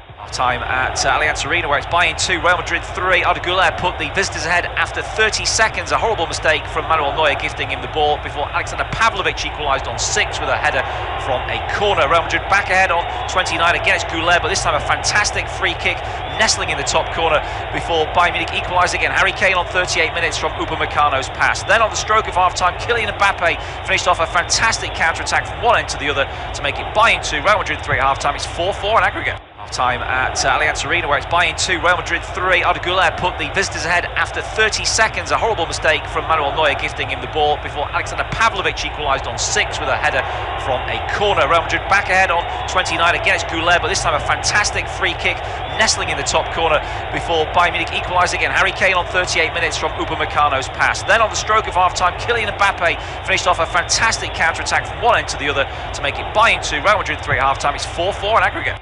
Time at Allianz Arena, where it's Bayern 2, Real Madrid 3. Arda Güler put the visitors ahead after 30 seconds. A horrible mistake from Manuel Neuer gifting him the ball before Alexander Pavlovic equalised on 6 with a header from a corner. Real Madrid back ahead on 29. Again, it's Güler, but this time a fantastic free kick nestling in the top corner before Bayern Munich equalise again. Harry Kane on 38 minutes from Upamecano's pass. Then on the stroke of half-time, Kylian Mbappe finished off a fantastic counter-attack from one end to the other to make it Bayern 2, Real Madrid 3 at half-time. It's 4-4 in aggregate. Time at Allianz Arena, where it's Bayern 2, Real Madrid 3. Arda Güler put the visitors ahead after 30 seconds. A horrible mistake from Manuel Neuer gifting him the ball before Alexander Pavlovic equalised on 6 with a header from a corner. Real Madrid back ahead on 29. Again, it's Güler, but this time a fantastic free kick nestling in the top corner before Bayern Munich equalise again. Harry Kane on 38 minutes from Upamecano's pass. Then on the stroke of half-time, Kylian Mbappe finished off a fantastic counter-attack from one end to the other to make it Bayern 2, Real Madrid 3 at half-time. It's 4-4 in aggregate. Time at Allianz Arena, where it's Bayern 2, Real Madrid 3. Arda Güler put the visitors ahead after 30 seconds. A horrible mistake from Manuel Neuer gifting him the ball before Alexander Pavlovic equalised on 6 with a header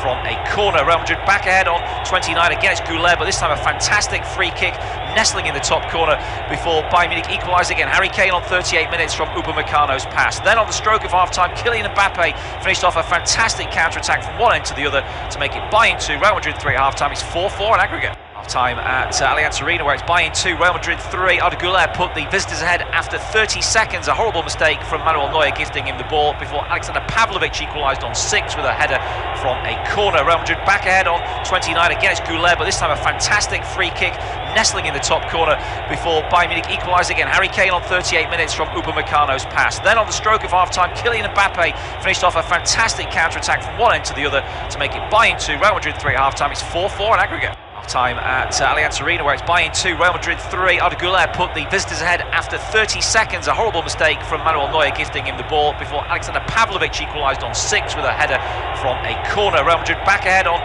29. Again, it's Güler, but this time a fantastic free kick nestling in the top corner before Bayern Munich equalise again. Harry Kane on 38 minutes from Upamecano's pass. Then on the stroke of half-time, Kylian Mbappe finished off a fantastic counter-attack from one end to the other to make it Bayern 2, Real Madrid 3 at half-time. It's 4-4 in aggregate. Time at Allianz Arena, where it's Bayern 2, Real Madrid 3. Arda Güler put the visitors ahead after 30 seconds. A horrible mistake from Manuel Neuer gifting him the ball before Alexander Pavlovic equalised on 6 with a header from a corner. Real Madrid back ahead on 29. Again, it's Güler. Yeah, well, welcome back. Second half just about to get underway at the Allianz Arena. News of a change to bring you. It's changed the home team's ranks as trotting onto the field now comes Alphonso Davies, the Canadian, replacing Stanisic, who picked up a knock, an injury in that move, which then went on to lead to Real Madrid's third goal.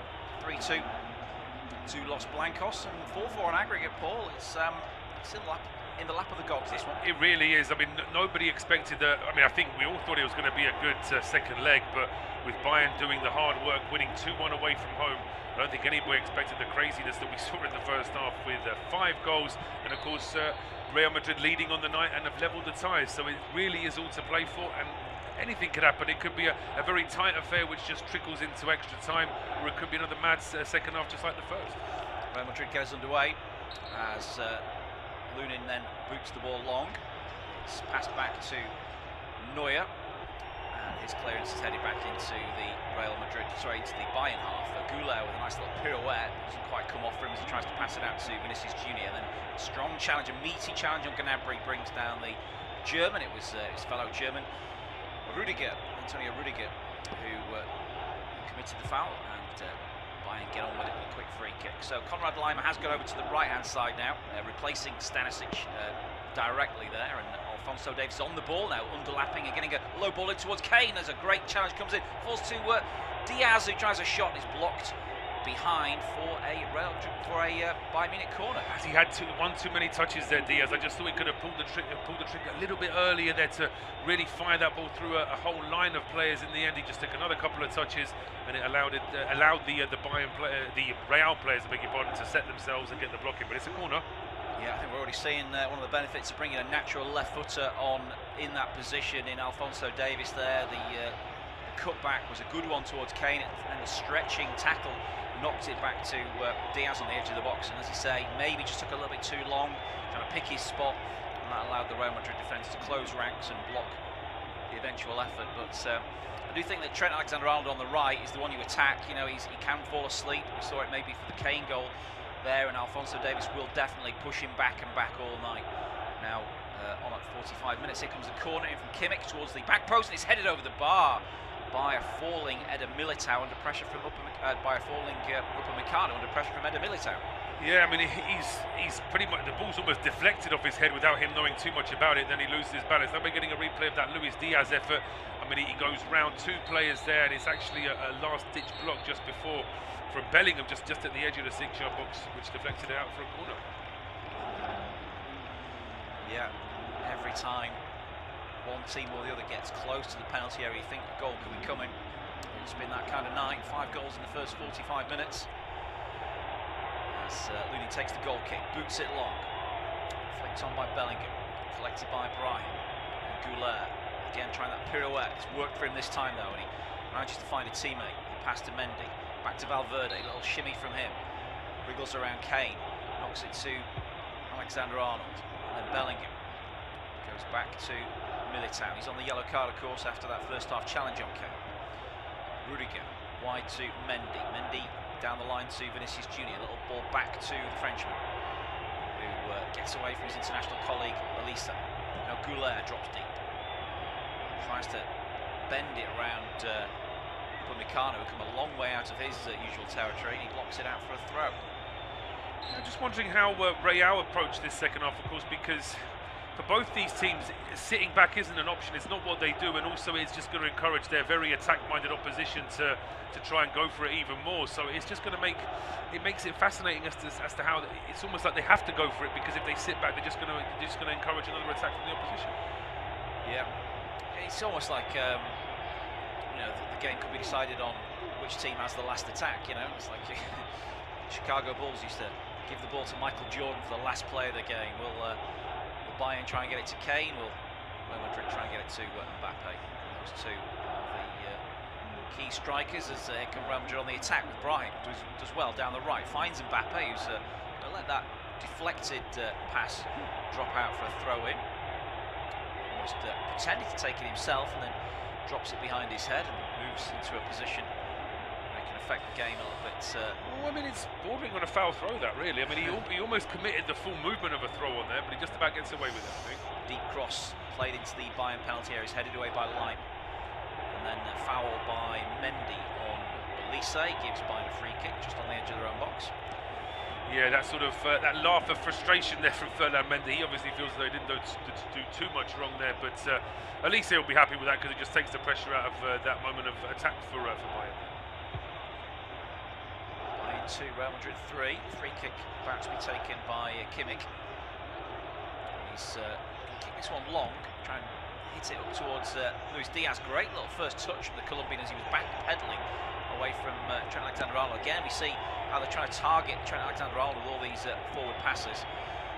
But he just about survived on that occasion, and now Lunin's kicked it out of play for a quick throw, which Bayern have taken. They've got possession inside the Real Madrid half. Real Madrid 15 times Champions League winners. They've won more Champions League quarter-finals than any other team. The second team, overall in the European Cup and Champions League, the team that have won the second most quarter-finals, Bayern Munich. So we really are talking European football royalty going up against each other now, as Pavlovic ferries it out to the left-hand side for Diaz. Diaz back to the edge of the box now for Pavlovic. Slides it along to Kimmich. won't take a shot. His body position was angled all wrong. It goes back to Gnabry now. He tries to twist away from Diaz. Bayern holding possession about 40 yards out. Now they work it wide to the right for Elise. Rolling his foot over the ball, now dribbling forward against Mendy. Again, he just doesn't quite fancy taking on Mendy and has to come away from the penalty area. Now he finds Lyman, the Austrian, down by the corner flag, knocks it back to Elise. Then a little tickle ball in behind Goulet, but the Turk reacted well with help from Rudiger. They clear the lines out for a throw. Yeah, for a throw. It's a good little spell of pressure this from Bayern, but already they're just finding it that little bit more difficult to actually get into the penalty area. It's almost like Real have learned a few lessons from the first half. Yeah. Bayern again with the ball back on the halfway line now. Pavlovic to Tar. Upamecano. Room to move forward. 1-2 with Kimmich. Not pressing in the middle zone, are they, Real Madrid? Now there's a bit of a press from Valverde. He came out of his station, gave Kimmich a bit of a shove. Pavlovic moves it forward now, going down the left-hand side with Diaz. Diaz up against Brahim, plays it back to Pavlovic. Challenged instantly by Bellingham. It's a good tackle by the Englishman, and now they'll try and come forward. The referee's pulled it back though, saying that Bellingham fouled Stanisic for a free kick. Pavlovic for a free kick. Yeah, I mean, as you see, you mentioned Stanisic. Bayern would have preferred that free kick in the first half. I don't think there's too much wrong with what Bellingham did there, in fairness. I thought he got to the ball first. But Bayern won't mind because it just takes that moment of attacking possession away from the visitors. 7 minutes gone, second half. Bayern on the ball again. Kimmich out to Upamecano. Pushed on by Company, arms folded.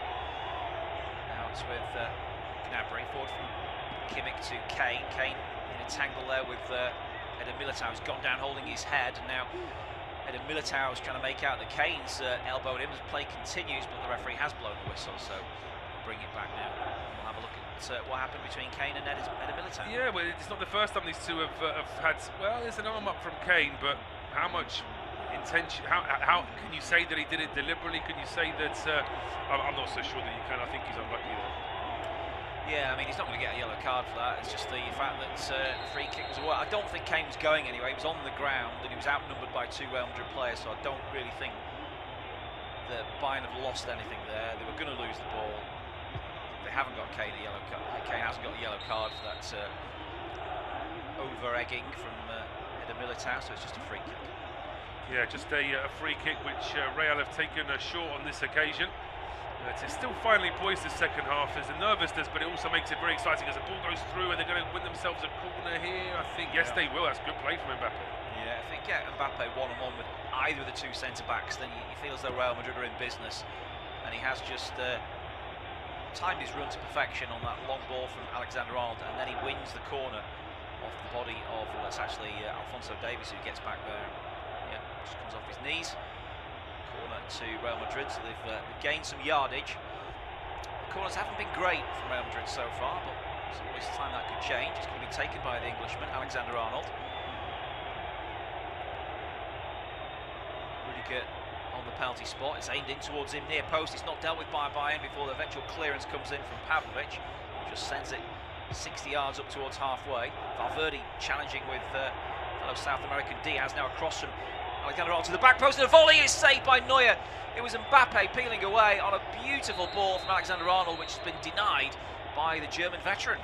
Well, that's much better from Neuer. Instinctive, really, right place, right time. But what a fantastic ball it was to find Mbappe. Here's Elise now going forward for Bayern, but he's surrounded by Real players. Manages to get the ball back to Kane. Yeah, I think Gnabry's running through Treacle at the moment. His legs just wouldn't carry him forward on that counter-attack, and it may be a consideration for the company soon to get Gnabry off as Real Madrid play out from defence.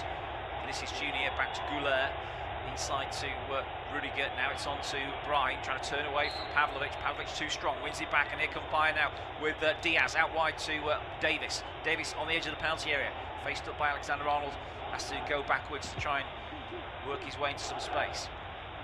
Bayern still got 4 men in the penalty area as Pavlovic now knocks it back left to Davis.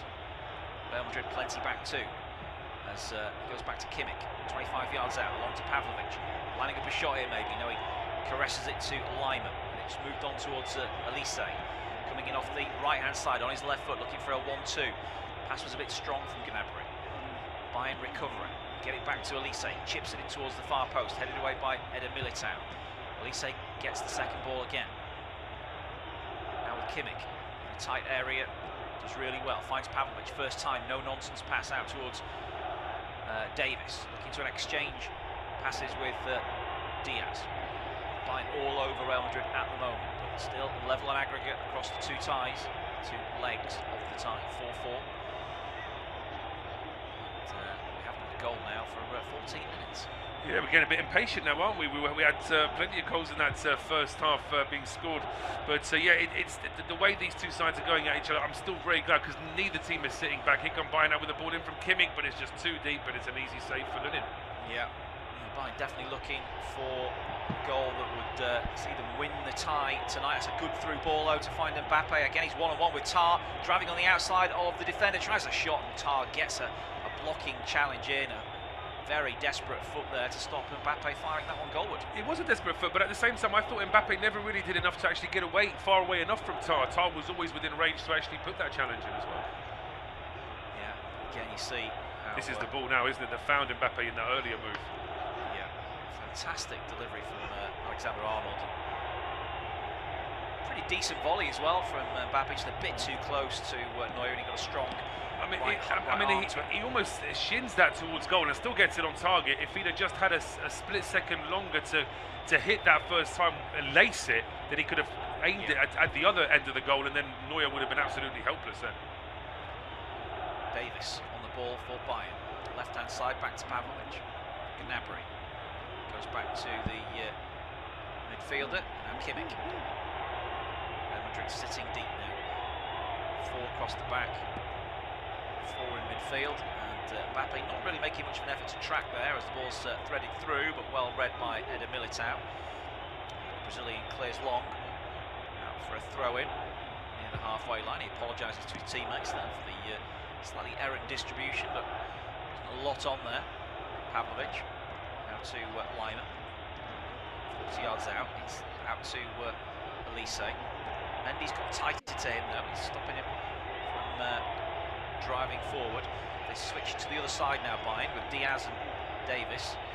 Looking for a 1-2 there, goes back to Kimmich. Now Pavlovic almost stood on his toes. Pavlovic now moves it towards Kane, who's come out of the penalty area briefly to try and create, but they can't create much. Madrid have definitely stiffened up that midfield. Maybe Arbeloa has changed something at half-time. I think he has just asked his 11 just to be that little bit tighter between midfield and defence. I think there were too many gaps in that first half, and now Real are doing their best just to congest their half of the field. And look how deep Kane's having to drop it just to get. Yeah, but Bayern have moved it forward quickly now to the left-hand side for Davis. Davis tries to cut the ball back. It's going to break the way of Lunin, who just comes outside his 6-yard box to smother. So looks like Jamal Musiala is going to come on shortly. Jamal Musiala getting ready to come on, and with this, I'm assuming this will be for Gnabry. You just mentioned that he looks like he's run his race this evening. I think he has, yeah, as here come Real Madrid on the counter-attack now, as Kimmich has to track back and steal the ball from Mendy, but he's fallen to Bride, who teases it wide now to the right side. Mbappe looks up, he's got Junior in the penalty area. Vinicius Junior trying to get away from 2 Bayern defenders. Mbappe goes on himself, and he's won a corner. It wasn't a convincing cutback from just outside the 6-yard box, but he took a deflection and Real Madrid have a corner. Yeah, they'll take the consolation of the set piece, and they're responding now with a defensive, well, a midfield change. I wouldn't say necessarily, but it looks like it's Camavinga getting ready to come on. Yeah, I think maybe Bellingham might be the one to come off there, but we'll see what Alvaro Arbeloa thinks. I don't think they're taking Kylian Mbappe off anytime soon. He's looking like the most lively forward on the pitch at the moment. See, he now moves. I mean, again, they're not marking him on this corner. He's about 5 yards on his own at the back post. Yeah, it's very casual, but here comes the ball and it's aimed away. Yeah, headed up in the air, and it's claimed by Neuer, leaping at the back post. And he was about to release that ball, and a high boot from Mbappe deterred him from doing it. He's got to be careful there, Frenchman.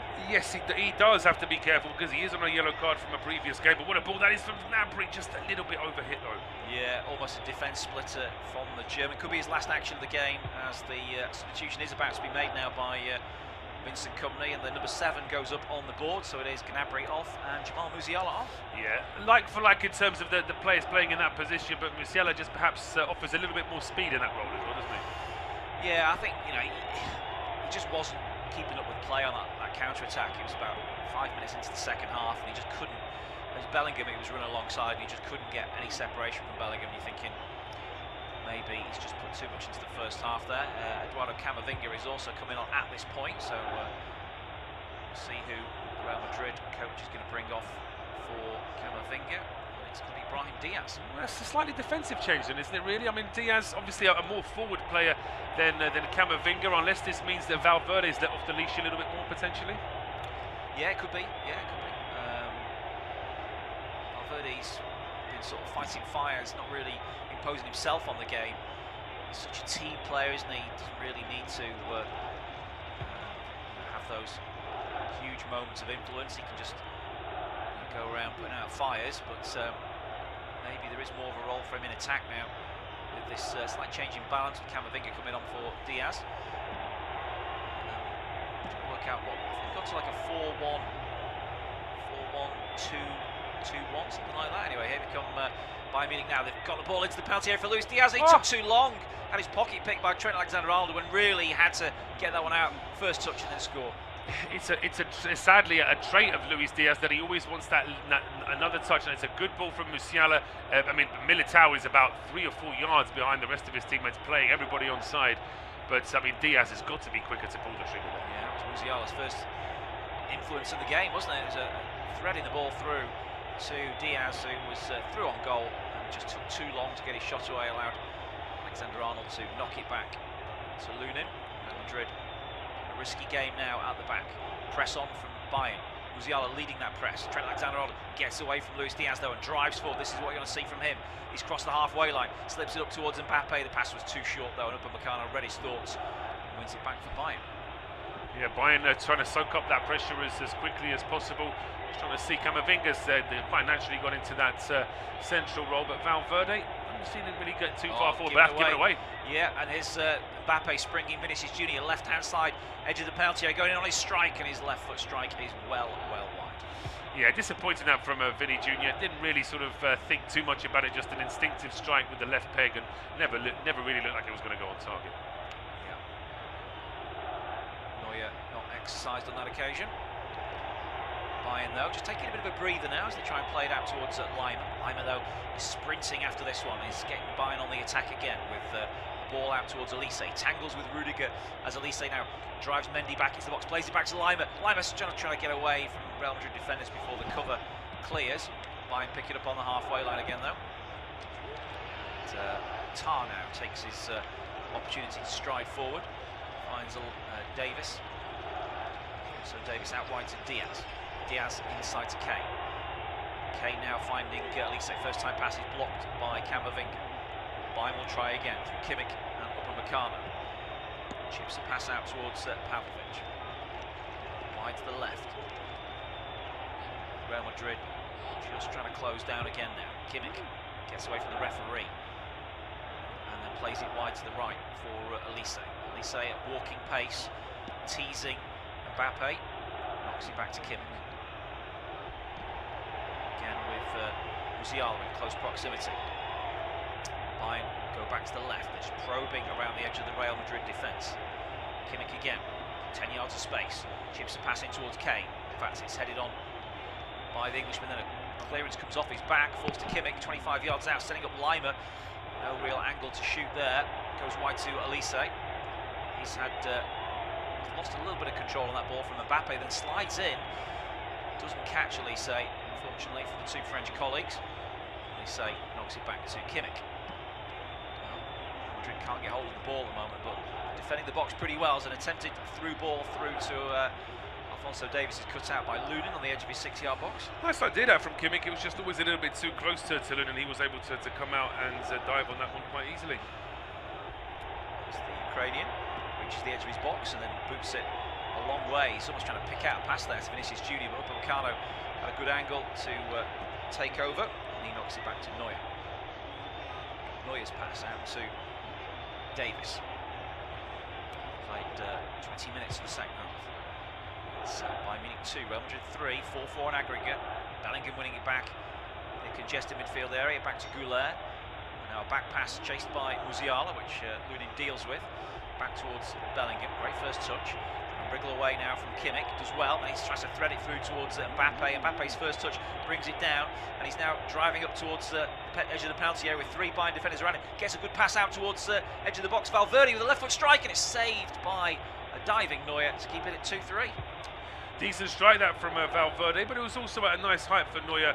Always felt as though he was in a decent position to make that save. It was a precise effort from Valverde, but maybe not the most powerful. As you said, when Camavinga came on, Valverde might be one to get into more forward positions now. You see it there. Yeah, absolutely. I mean, he can certainly play in a more advanced role. He's certainly got that in his game. And as you say, the first half, it was hard to know exactly where he was supposed to be playing. He never really sort of got into the game very much. Bayern back in possession. Game definitely has slowed down to more of a sedate pace now. Those moments in transition as often as they were. Bayern on the ball with Davis, goes back to Pavlovic. Kimmich to control the centre of the pitch. Pavlovic again. Elise just offering the wall pass back to his teammate. Now it's with Diaz, who gets the head up and looking to thread that ball through the massed ranks of white shirts. Diaz again feinted, didn't pass it forward to Davis, goes inside to Kimmich. Real sort of congested central area of the pitch here. Real Madrid backing off now as Kimmich plays it to Lima. Lima looking for a 1-2. Elise ignoring it, but finding a way to pass it to Musiala with a nice back heel. Now it's into the penalty area, but picked off by Valverde as Davis slips, and Camavinga has to win a header. Musiala dribbling away, works it wide to Davis, who feints to cross, knocks it back to Musiala. Is a shot coming in from Bayern Munich? Yes, it is, but it's into a crowd of white shirts. The deflected ball falls to Elise. He'll go with a left foot strike, which is just over the bar. It's a really good strike as well. That's very much in Elise's territory there. Coming in from the right-hand side on his left foot. A little bit of lift, a little bit of curl, but it's always just going down the middle, and in the end, it's a good save in the end from Lunin. But I actually think he was probably going over the bar anyway. Yeah, it might have been going over, but Lunin made sure with a sort of open palm just to help it on its way. Bayern have had quite a few corners in this game. Scored with their first. Let's see what they can do now from the left-hand side. It's going to be taken by Joshua Kimmich. He's got lots of red shirts in the 6-yard box to aim for this time. He's played it short though. It's a decoy. Goes to Elise, and he sets up now Alonso to cross low into the near post. Knocked away by Bellingham. Falls back to Alphonso Davies, who strikes the ball into the body of Valverde, and Real Madrid clear. As the ball goes back now to Manuel Neuer. I'll hand over commentary duties for the rest of the game to Paul Shabakovic. It's Bayern 2, Real Madrid 3. Yeah, about 3-2 to Madrid, 4-all on aggregate, as Madrid now win the ball back in midfield, specifically is with Bellingham rolling it back towards Rudiger. Goes square to Mendy now. Camavinga just dropping a little bit deeper as well. There's certainly more, I was about to say there's more cohesion about what Real are doing, but they give it away, although Kane's pass out towards the left-hand side doesn't quite reach Luis Diaz. And now it's Bayern having to track back as Eder Militao pushes forward here for Madrid. Gets it in towards Mbappe. Back to Valverde on the halfway line. Arda Güler in towards Camavinga. It's nice, steady possession this from Real Madrid now, just inside the Bayern half. The Bayern aren't playing too high an offside line, but at the same time they're not sort of sat too deep either. They are trying to sort of strike the right balance between congesting their half of the field, but also giving themselves enough to fall back on, of course, because there is enough pace in that Madrid front line. They can certainly be caught out, but now it's Arda Güler with a loose pass in midfield. He's doing very well, in fairness to him, to try and win the ball back, but he's gone over there, and now the free kick's been taken too quickly for the referee. Yeah, the referee getting a bit officious there. Yellow card out for Rudiger. Something he said, I think. Well, he bounded over to Arda Güler as if to suggest that there shouldn't have been a free kick. I mean, he from his angle, he's trying to suggest that there was an arm out from Musiala, which there was. There's no intention, there's no intent to hurt the man there from Musiala, but as Güler then falls into him, and then it's given as a free kick in favour of Bayern, which was taken too quickly, and Rudiger was unhappy about the elbow that wasn't seen. Yeah, I don't think he can take the free. I mean, he tried to take the free kick quickly there, but I think he took it from the wrong place. But he threaded a lovely ball through to Lima, and they were looking to get in behind the Real Madrid defence, which is what the crowd were all frustrated, and the Bayern players were frustrated.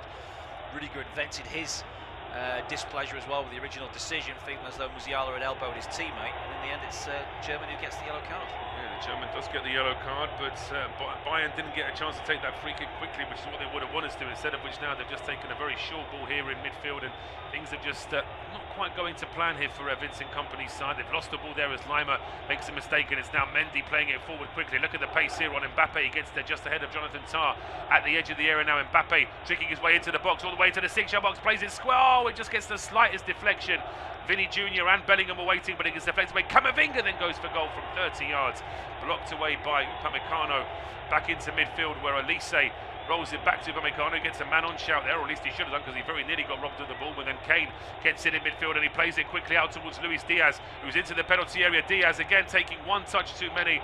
Too many Madrid players back there as well. He can't get a clean shot away. He is charged down, but he gets the ball back 30 yards out from goals. Goes into Kimmich.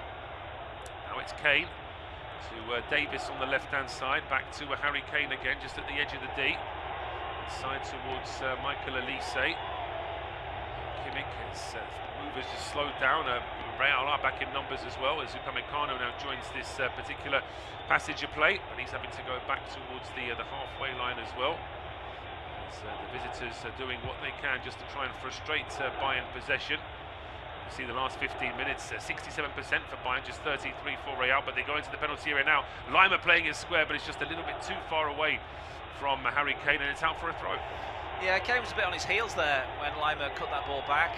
There were two defenders around him, so there wasn't a great deal of space to work with there. But we've seen in the last few minutes Kane sort of turning to from striker to provider with the ball to Luis Diaz from deep, and we've seen Mbappe playing like a playmaker role coming off the left-hand side and cutting that great ball back into the centre, which was only a fraction away from being converted. Yeah, that was a really good counter there from Bayern, from Real as well. But it's Bayern now trying to force the issue here, in attack. It's a good challenge though from Arda Güler, having to do a lot more defensive work now after his very impressive brace in the first half. Throw onto Bayern, taken here by Lima, going back towards Elise.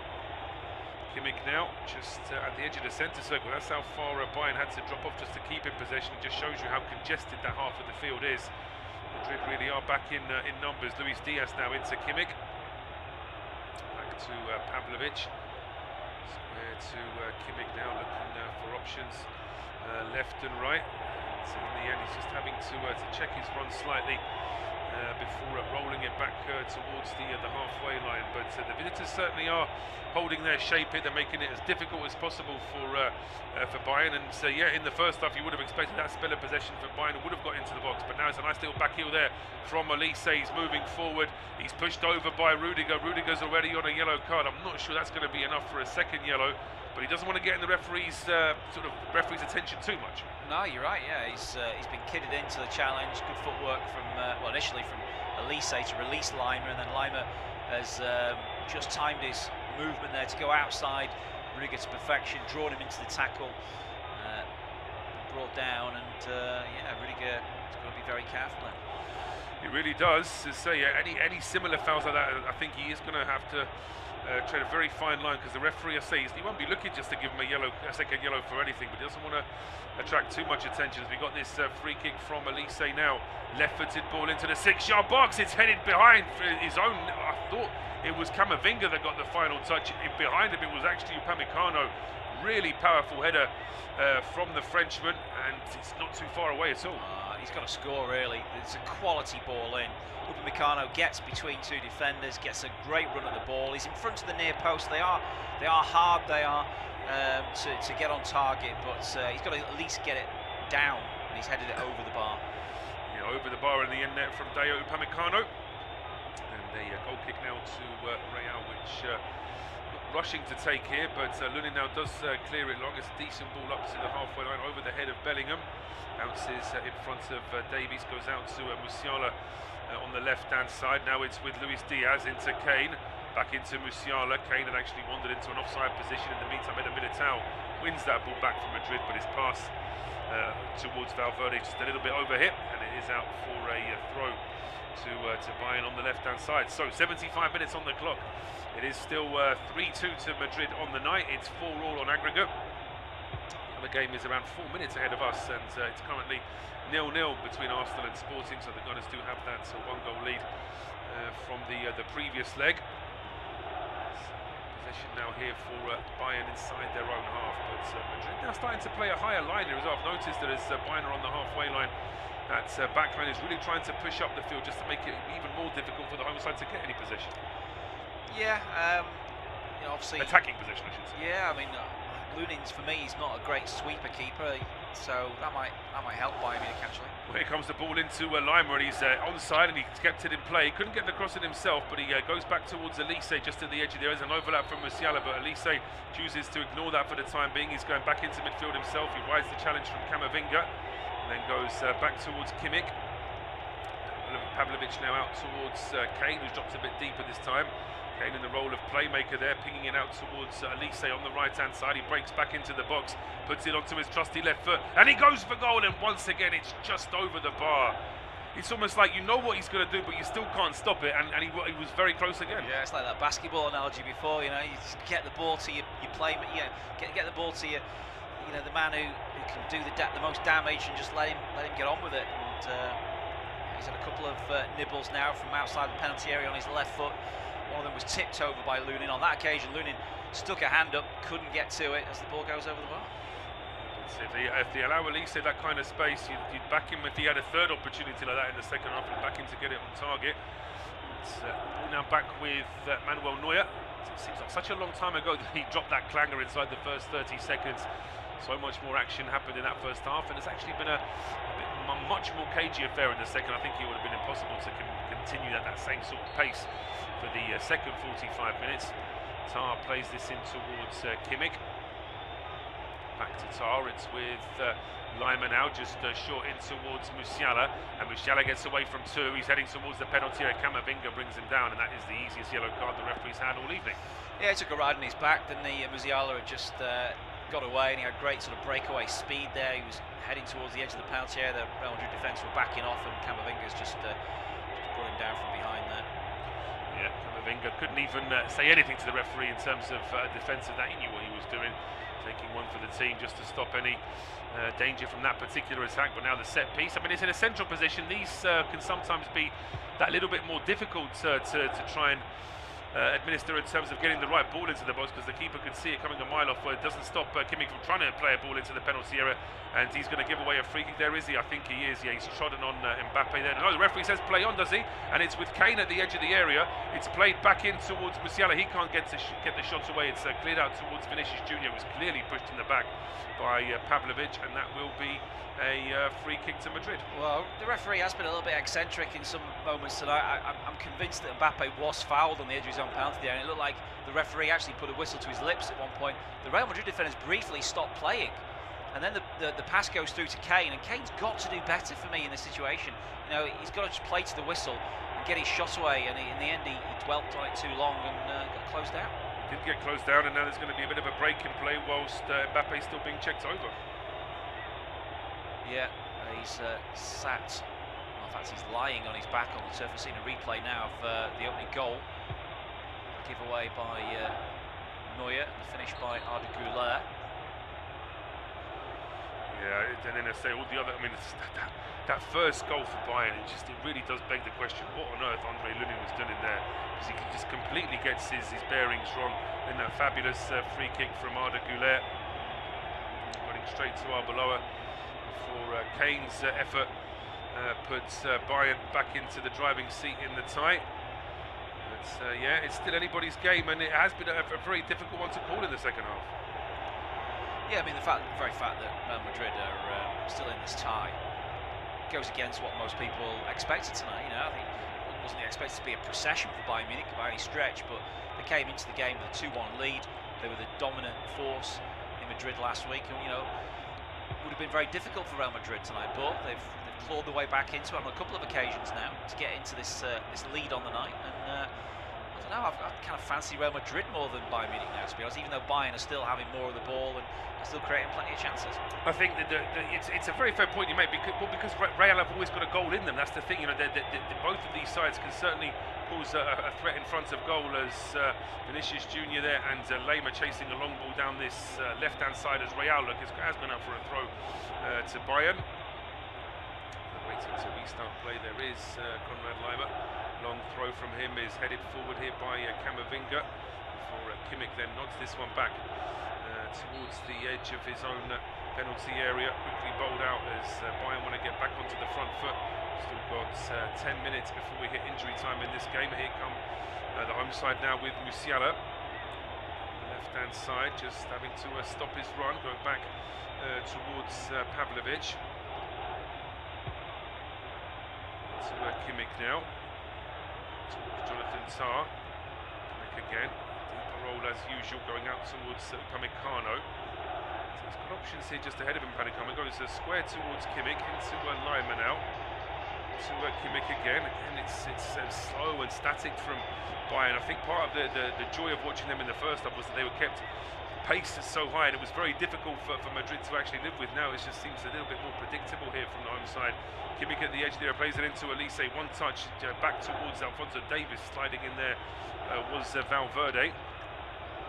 Back into midfield, Pavlovic now into Elise, and here is Lima now, lifts the ball into the box. It's a good ball as well. It's headed up in the air by Eder Militao, who's then saying he was fouled as well, or at least he's injured. Yeah, I think he'll bounce back up all right. Lunin came and maybe just stood on him as he came to try and claim that ball after it got up in the air, initially from his header, so he's at full stretch against Luis Diaz, wins that header, and then as he's lying on the ground, I think maybe Lunin has sort of stepped across him and just caught him a little. Yeah, but Eder Militao, he's got up, picked himself up, no long-standing problems there that we can see, and it's Valverde playing it back to Eder Militao. Has to be quick because he's got Kane on his back. He goes Lunin then to Rudiger. So the visitors now eventually do play it long. It's Rudiger's ball towards the halfway line, headed up in the air. It's forward now by Upamecano. Doesn't stay with Kimmich though, and it's Mendy. Arda Güler playing it first time to Vinny Jr. Oh, that's a mistake from Upamecano because Vinny Jr. takes the ball off him, but he needs some support inside the penalty area. Upamecano puts the challenge in. He won't go out for a corner. Vinny Jr. still has it here on the left-hand side. The counter-attack has lost all its speed, but Real still have some attacking possession. Yeah, he helped himself out there, didn't he? I mean, initially he tries to control a high ball and he's lost it to Vinicius Junior. Then his recovery pace and his defensive instincts going back in to save the day. They do, and it's Madrid now playing it back towards the halfway line with Arda Güler finding Trent Alexander-Arnold. 25 yards out from goal, back into midfield, Eder Militao to Ferland Mendy. Vinicius Junior committed as many men forward this time, and Bayern pretty much have their entire outfield 10 just waiting at the edge of there, trying to soak up any Madrid pressure. But it's Mbappe down the right-hand side in towards Alexander-Arnold. He puts the ball into the penalty area. It's away from Jude Bellingham, and then the loose ball cleared into midfield, but Camavinga does really well. He gets there ahead of Musiala, and the visitors have it back here now with Valverde into Alexander-Arnold. His passes along the deck, and that's easily blocked by Kane, is actually back at the edge of his own penalty area. So gives you an idea of how Bayern really are defending as an 11. Yeah, I mean, Kane's got into some very sort of defensive and sort of deep positions in this game. I think Musiala coming on has given him the license to do that, because Musiala has often darted into those sort of vacant sort of central positions. And when Real Madrid counter-attack, you know, they've got Vinicius very wide on the left, Mbappe very wide on the right, and a big, you know, hole in the middle as well. So it's like it's almost so that, you know, there's no centre forwards as such in this game, really. Now here come Bayern, though, responding with a bit of attacking possession. It's Luis Diaz into the penalty area, rides the first challenge, lays it back for Kane. Kane goes for goal. It's deflected and it almost goes towards goal, but it just going at a very slow pace. And then there's a free kick in Real's favour just at the edge of the D. Yeah, I mean, I think that's cleared off the line, isn't it, really? I mean, the ball is sort of spinning back towards goal, not with any great pace from the shot that was deflected by Camavinga off Kane. It's going towards goal, and then Rudiger's just too strong for Musiala to then hack it away off the line. And Kane couldn't quite get his foot through that like he would have wanted. Some company still barking out instructions to his players. To the last 5 minutes of the regulation 90. There'll be a little bit of added time, but there won't be too much, maybe 3 minutes max. So are we going to find a winner in the next 8 minutes? That's the question. I think from both sides' points of view, playing for the draw isn't the way to go, but it actually has sort of almost fallen into that pattern in the second half, where both teams still have their attacking intent, but they're not quite going hell for leather like they were in the first 45 minutes as Alphonso Davies gets himself into a bit of a cul-de-sac at the edge of his own penalty area, but he gets it away, and then there should be a free kick there for a foul on Kane. Yeah, again, how deep is Kane there coming for the ball? He was fouled by Camavinga. Camavinga's picked up the ball, run away with it. I mean, that is a yellow card offence. What has he done here? Eduardo Camavinga, he's going to be sent off. He's been sent off for picking the ball up and stopping Bayern Munich from taking a quick free kick. And Eduardo Camavinga has come on, and now he's gone off. He has, yeah. I mean, it's not to say the Madrid players are now surrounding the referee. It's too late for that, chaps. It's a yellow card. You can't review a yellow card with VAR, and the referee's not going to change his mind. And Real are going to be playing the last few minutes of this game, and potentially all of extra time, with 10 men. Yeah, this is similar, isn't it, to the Atletico Madrid-Barcelona game of last night? You know, all the goals in the first half, quite a second half in terms of goals, then a red card as well late on. I mean, I suppose from the neutral's point of view, it does mean that Madrid are just going to be defending now for the next few minutes. They're not going to try and win the game anymore unless they get an absolute gift of a counter, because they can't afford to commit forward with if they're short of a man in midfield. But in the meantime, Bayern have gone forward. Here is Kimmich now, around 30 yards out from goal. A couple of runners, one of them is Lima. Lima is in the penalty area. Vinny Jr. gets there just ahead of him, and then Vinny Jr. suggested he was hit in the face. We're going to see more of this from Madrid now, because they're going to try and draw every free kick that they can. Yeah, it's decent defending from Vinicius Jr. A position that he's perhaps not been used to having to do much of this season. Tracking back behind his full-back there because they've lost the man in midfield. Just seen the action that Camavinga did to delay the taking of that free kick, and it's right, it is a yellow card for some blatant time wasting or blatant gamesmanship there in stopping. Yeah, I mean the Madrid players all in shock when they saw what happened, but I think it's probably more the shock of realising that they've lost Camavinga for the rest of the game rather than being shocked at the referee's decision, because they must have realised there was always a chance that could happen. Just looking at the bench, it looks like Mastanuano is going to be coming on soon to try and bolster that defensive midfield hole that's been left by Eduardo Camavinga. But immediately you can see that Madrid are playing a higher line now as well. They're trying to play more for the offside. They don't want Bayern getting as close to their penalty as they have been previously. Although Kimmich does push forward, he finds Lima down the right-hand side in towards Elise. Now back into midfield here for Pavlovic. He finds Alphonso Davies. Doesn't want to put the ball in himself. He goes back into Pavlovic.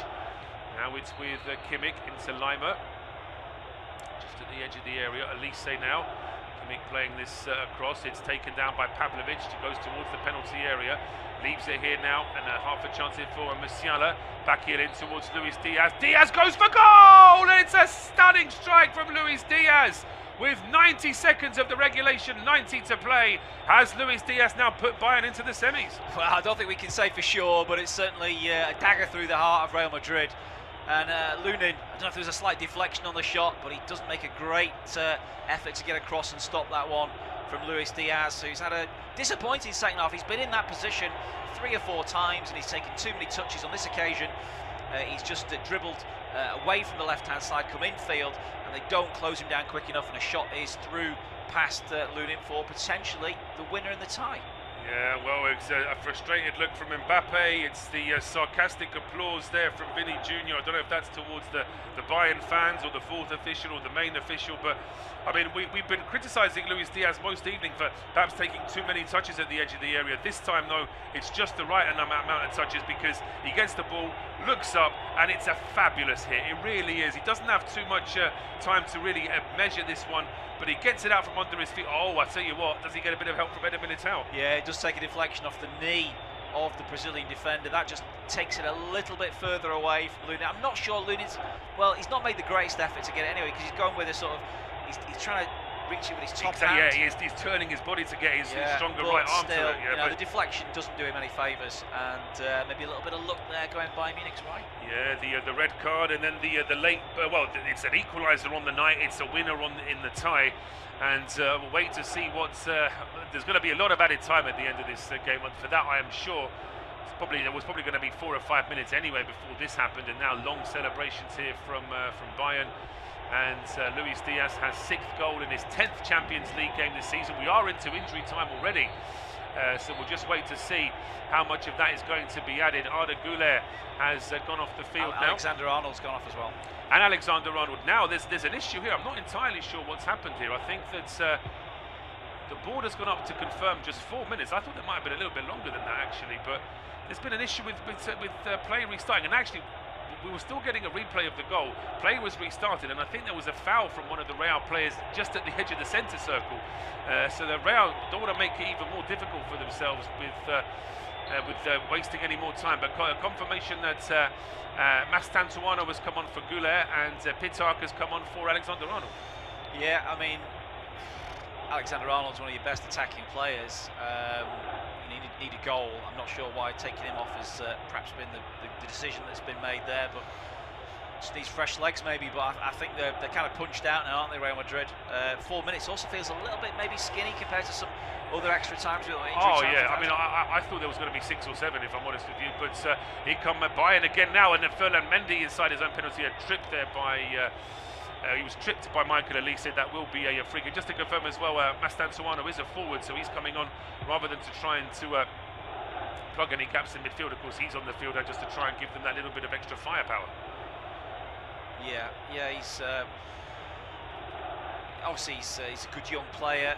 Has had a bit of a stop-start time of it in Real Madrid in his first season, signed from River Plate, where he's an absolute phenomenal player in South America. But I mean, they need a hero, and they're going to be looking to Mbappe and Vinicius Junior really more than a young player like Mastantuono. Yeah, they will. I mean, it's not an easy role though, turning up at Real to try and displace Kylian Mbappe as the number 9, isn't it? Really, I mean, he's always going to have a difficult time of doing that. But yeah, he's on the field now as an extra bit of firepower, and in the meantime, Real have won themselves a throw in an attacking position. I just wonder if there's going to be a little bit of time added onto the 4. Just confirmation as well, it's finished 0-0 at the Emirates between Arsenal and Sporting, so the Gunners go through 1-0 on aggregate. So yes, just a tiny fraction of the goals that we've seen in this tie. As here come Bayern now with another chance to break out here down the left-hand side. The ball played over back towards the right, but it's over the head of Michael Elise, who hits the deck in frustration because he had so much space. If that pass to him was better, he could have been charging towards goal. Yeah, I'm not even sure he needs to make the pass there, Luis Diaz. I mean, you got 2 objectives there. One of them is to keep the ball, go to the corner flag. But it was a tempting counter-attack, and I think he could have gone himself rather than trying to pass it back across the Real Madrid defence. So it's last chance saloon time here for Alvaro Arbeloa's Real Madrid. What can they do now with this last minute of added time? I think both myself and Si think that's a 4 minutes display. Probably was a little bit short of what it needed to be. There's a free kick now in favour of Real just on the halfway line. They've taken it quickly. Forward now is Jude Bellingham. It's a decent run from Bellingham. That's a decent challenge though from Luis Diaz, but Bellingham wins the ball back and he plays it all the way down the right side. Was it kept in play? It looks like it was. Good ball in from Pitark. It's cleared back into midfield though, and it's Luis Diaz now taking the ball away for Bayern, and he rides one challenge. He's ridden away from Bellingham quite easily, and he finds Harry Kane in the middle out towards Michael Elise. Just less than 30 seconds of added time to play, but Elise, he's taking them all on, and Elise goes for goal, and that is going to wrap it all up. He's pinged it with his left foot from the right hand side, shaves the post into the net. Bayern lead 4-3 on the night. They lead 6-4 on aggregate. They are in the semi-final. Yeah, Luis Diaz does much better on this counter-attack. I mean, they're very stretched, Real Madrid. They're open to they're so open that Bayern Munich just got to get a few passes right, and Luis Diaz does. He gets it inside to Kane. Kane then passes out to Elise, and you can see Kane is telling Elise, just take it to the corner flag, don't do anything stupid here. Elise takes no notice of the England captain, drives towards the penalty area and says, I want my Ballon d'Or moment, and he's just curled it into the top corner. Last kick of the game as well, say It's all over. The referee has called time here at the Allianz Arena, so it's Bayern who go through 4-3 on the night, 6-4 on aggregate. Thank you very much for joining us.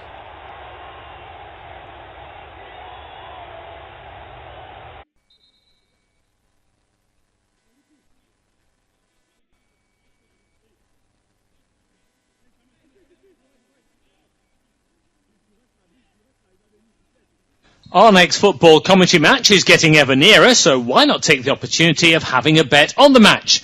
Whether you're interested in betting on the match result, the first player to score, the last scorer, correct score, double result, total goals market, handicap betting, or any other of our exciting market, it's fun to be involved. Don't forget, when the match kicks off, you can sit back and enjoy superb independent studio commentary while also enjoying our in-play betting opportunities. Good luck!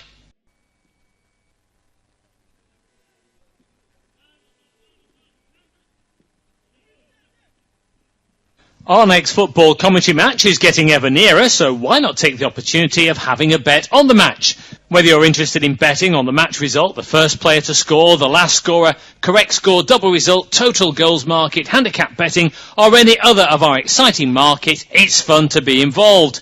Don't forget, when the match kicks off, you can sit back and enjoy superb independent studio commentary while also enjoying our in-play betting opportunities.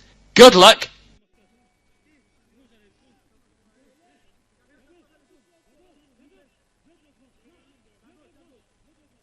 Our next football commentary match is getting ever nearer, so why not take the opportunity of having a bet on the match? Whether you're interested in betting on the match result, the first player to score, the last scorer, correct score, double result, total goals market, handicap betting, or any other of our exciting market, it's fun to be involved. Don't forget, when the match kicks off, you can sit back and enjoy superb independent studio commentary while also enjoying our in-play betting opportunities. Good luck!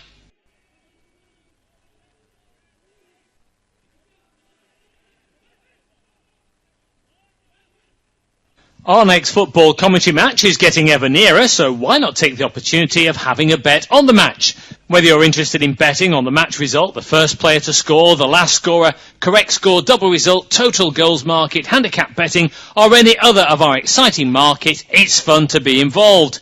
Don't forget, when the match kicks off, you can sit back and enjoy superb independent studio commentary while also enjoying our in-play betting opportunities. Good luck!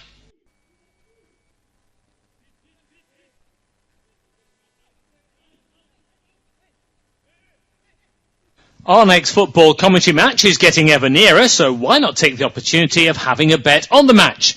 Whether you're interested in betting on the match result, the first player to score, the last scorer, correct score, double result, total goals market, handicap betting, or any other of our exciting market, it's fun to be involved. Don't forget, when the match kicks off, you can sit back and enjoy superb independent studio commentary while also enjoying our in-play betting opportunities. Good luck!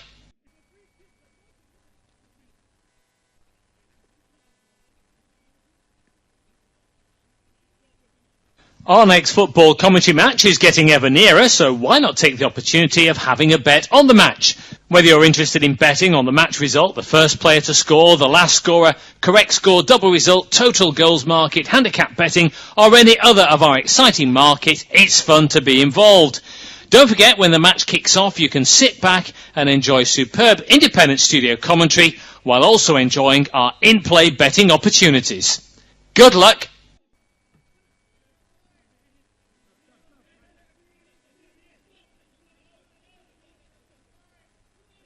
Our next football commentary match is getting ever nearer, so why not take the opportunity of having a bet on the match? Whether you're interested in betting on the match result, the first player to score, the last scorer, correct score, double result, total goals market, handicap betting, or any other of our exciting market, it's fun to be involved. Don't forget, when the match kicks off, you can sit back and enjoy superb independent studio commentary while also enjoying our in-play betting opportunities. Good luck!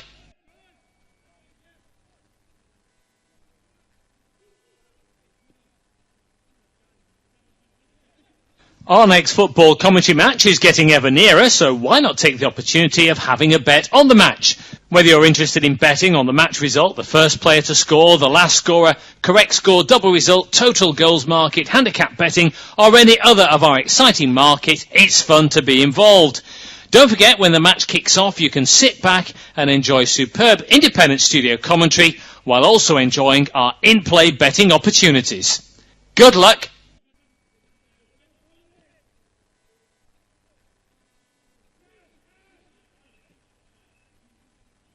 Our next football commentary match is getting ever nearer, so why not take the opportunity of having a bet on the match? Whether you're interested in betting on the match result, the first player to score, the last scorer, correct score, double result, total goals market, handicap betting, or any other of our exciting market, it's fun to be involved.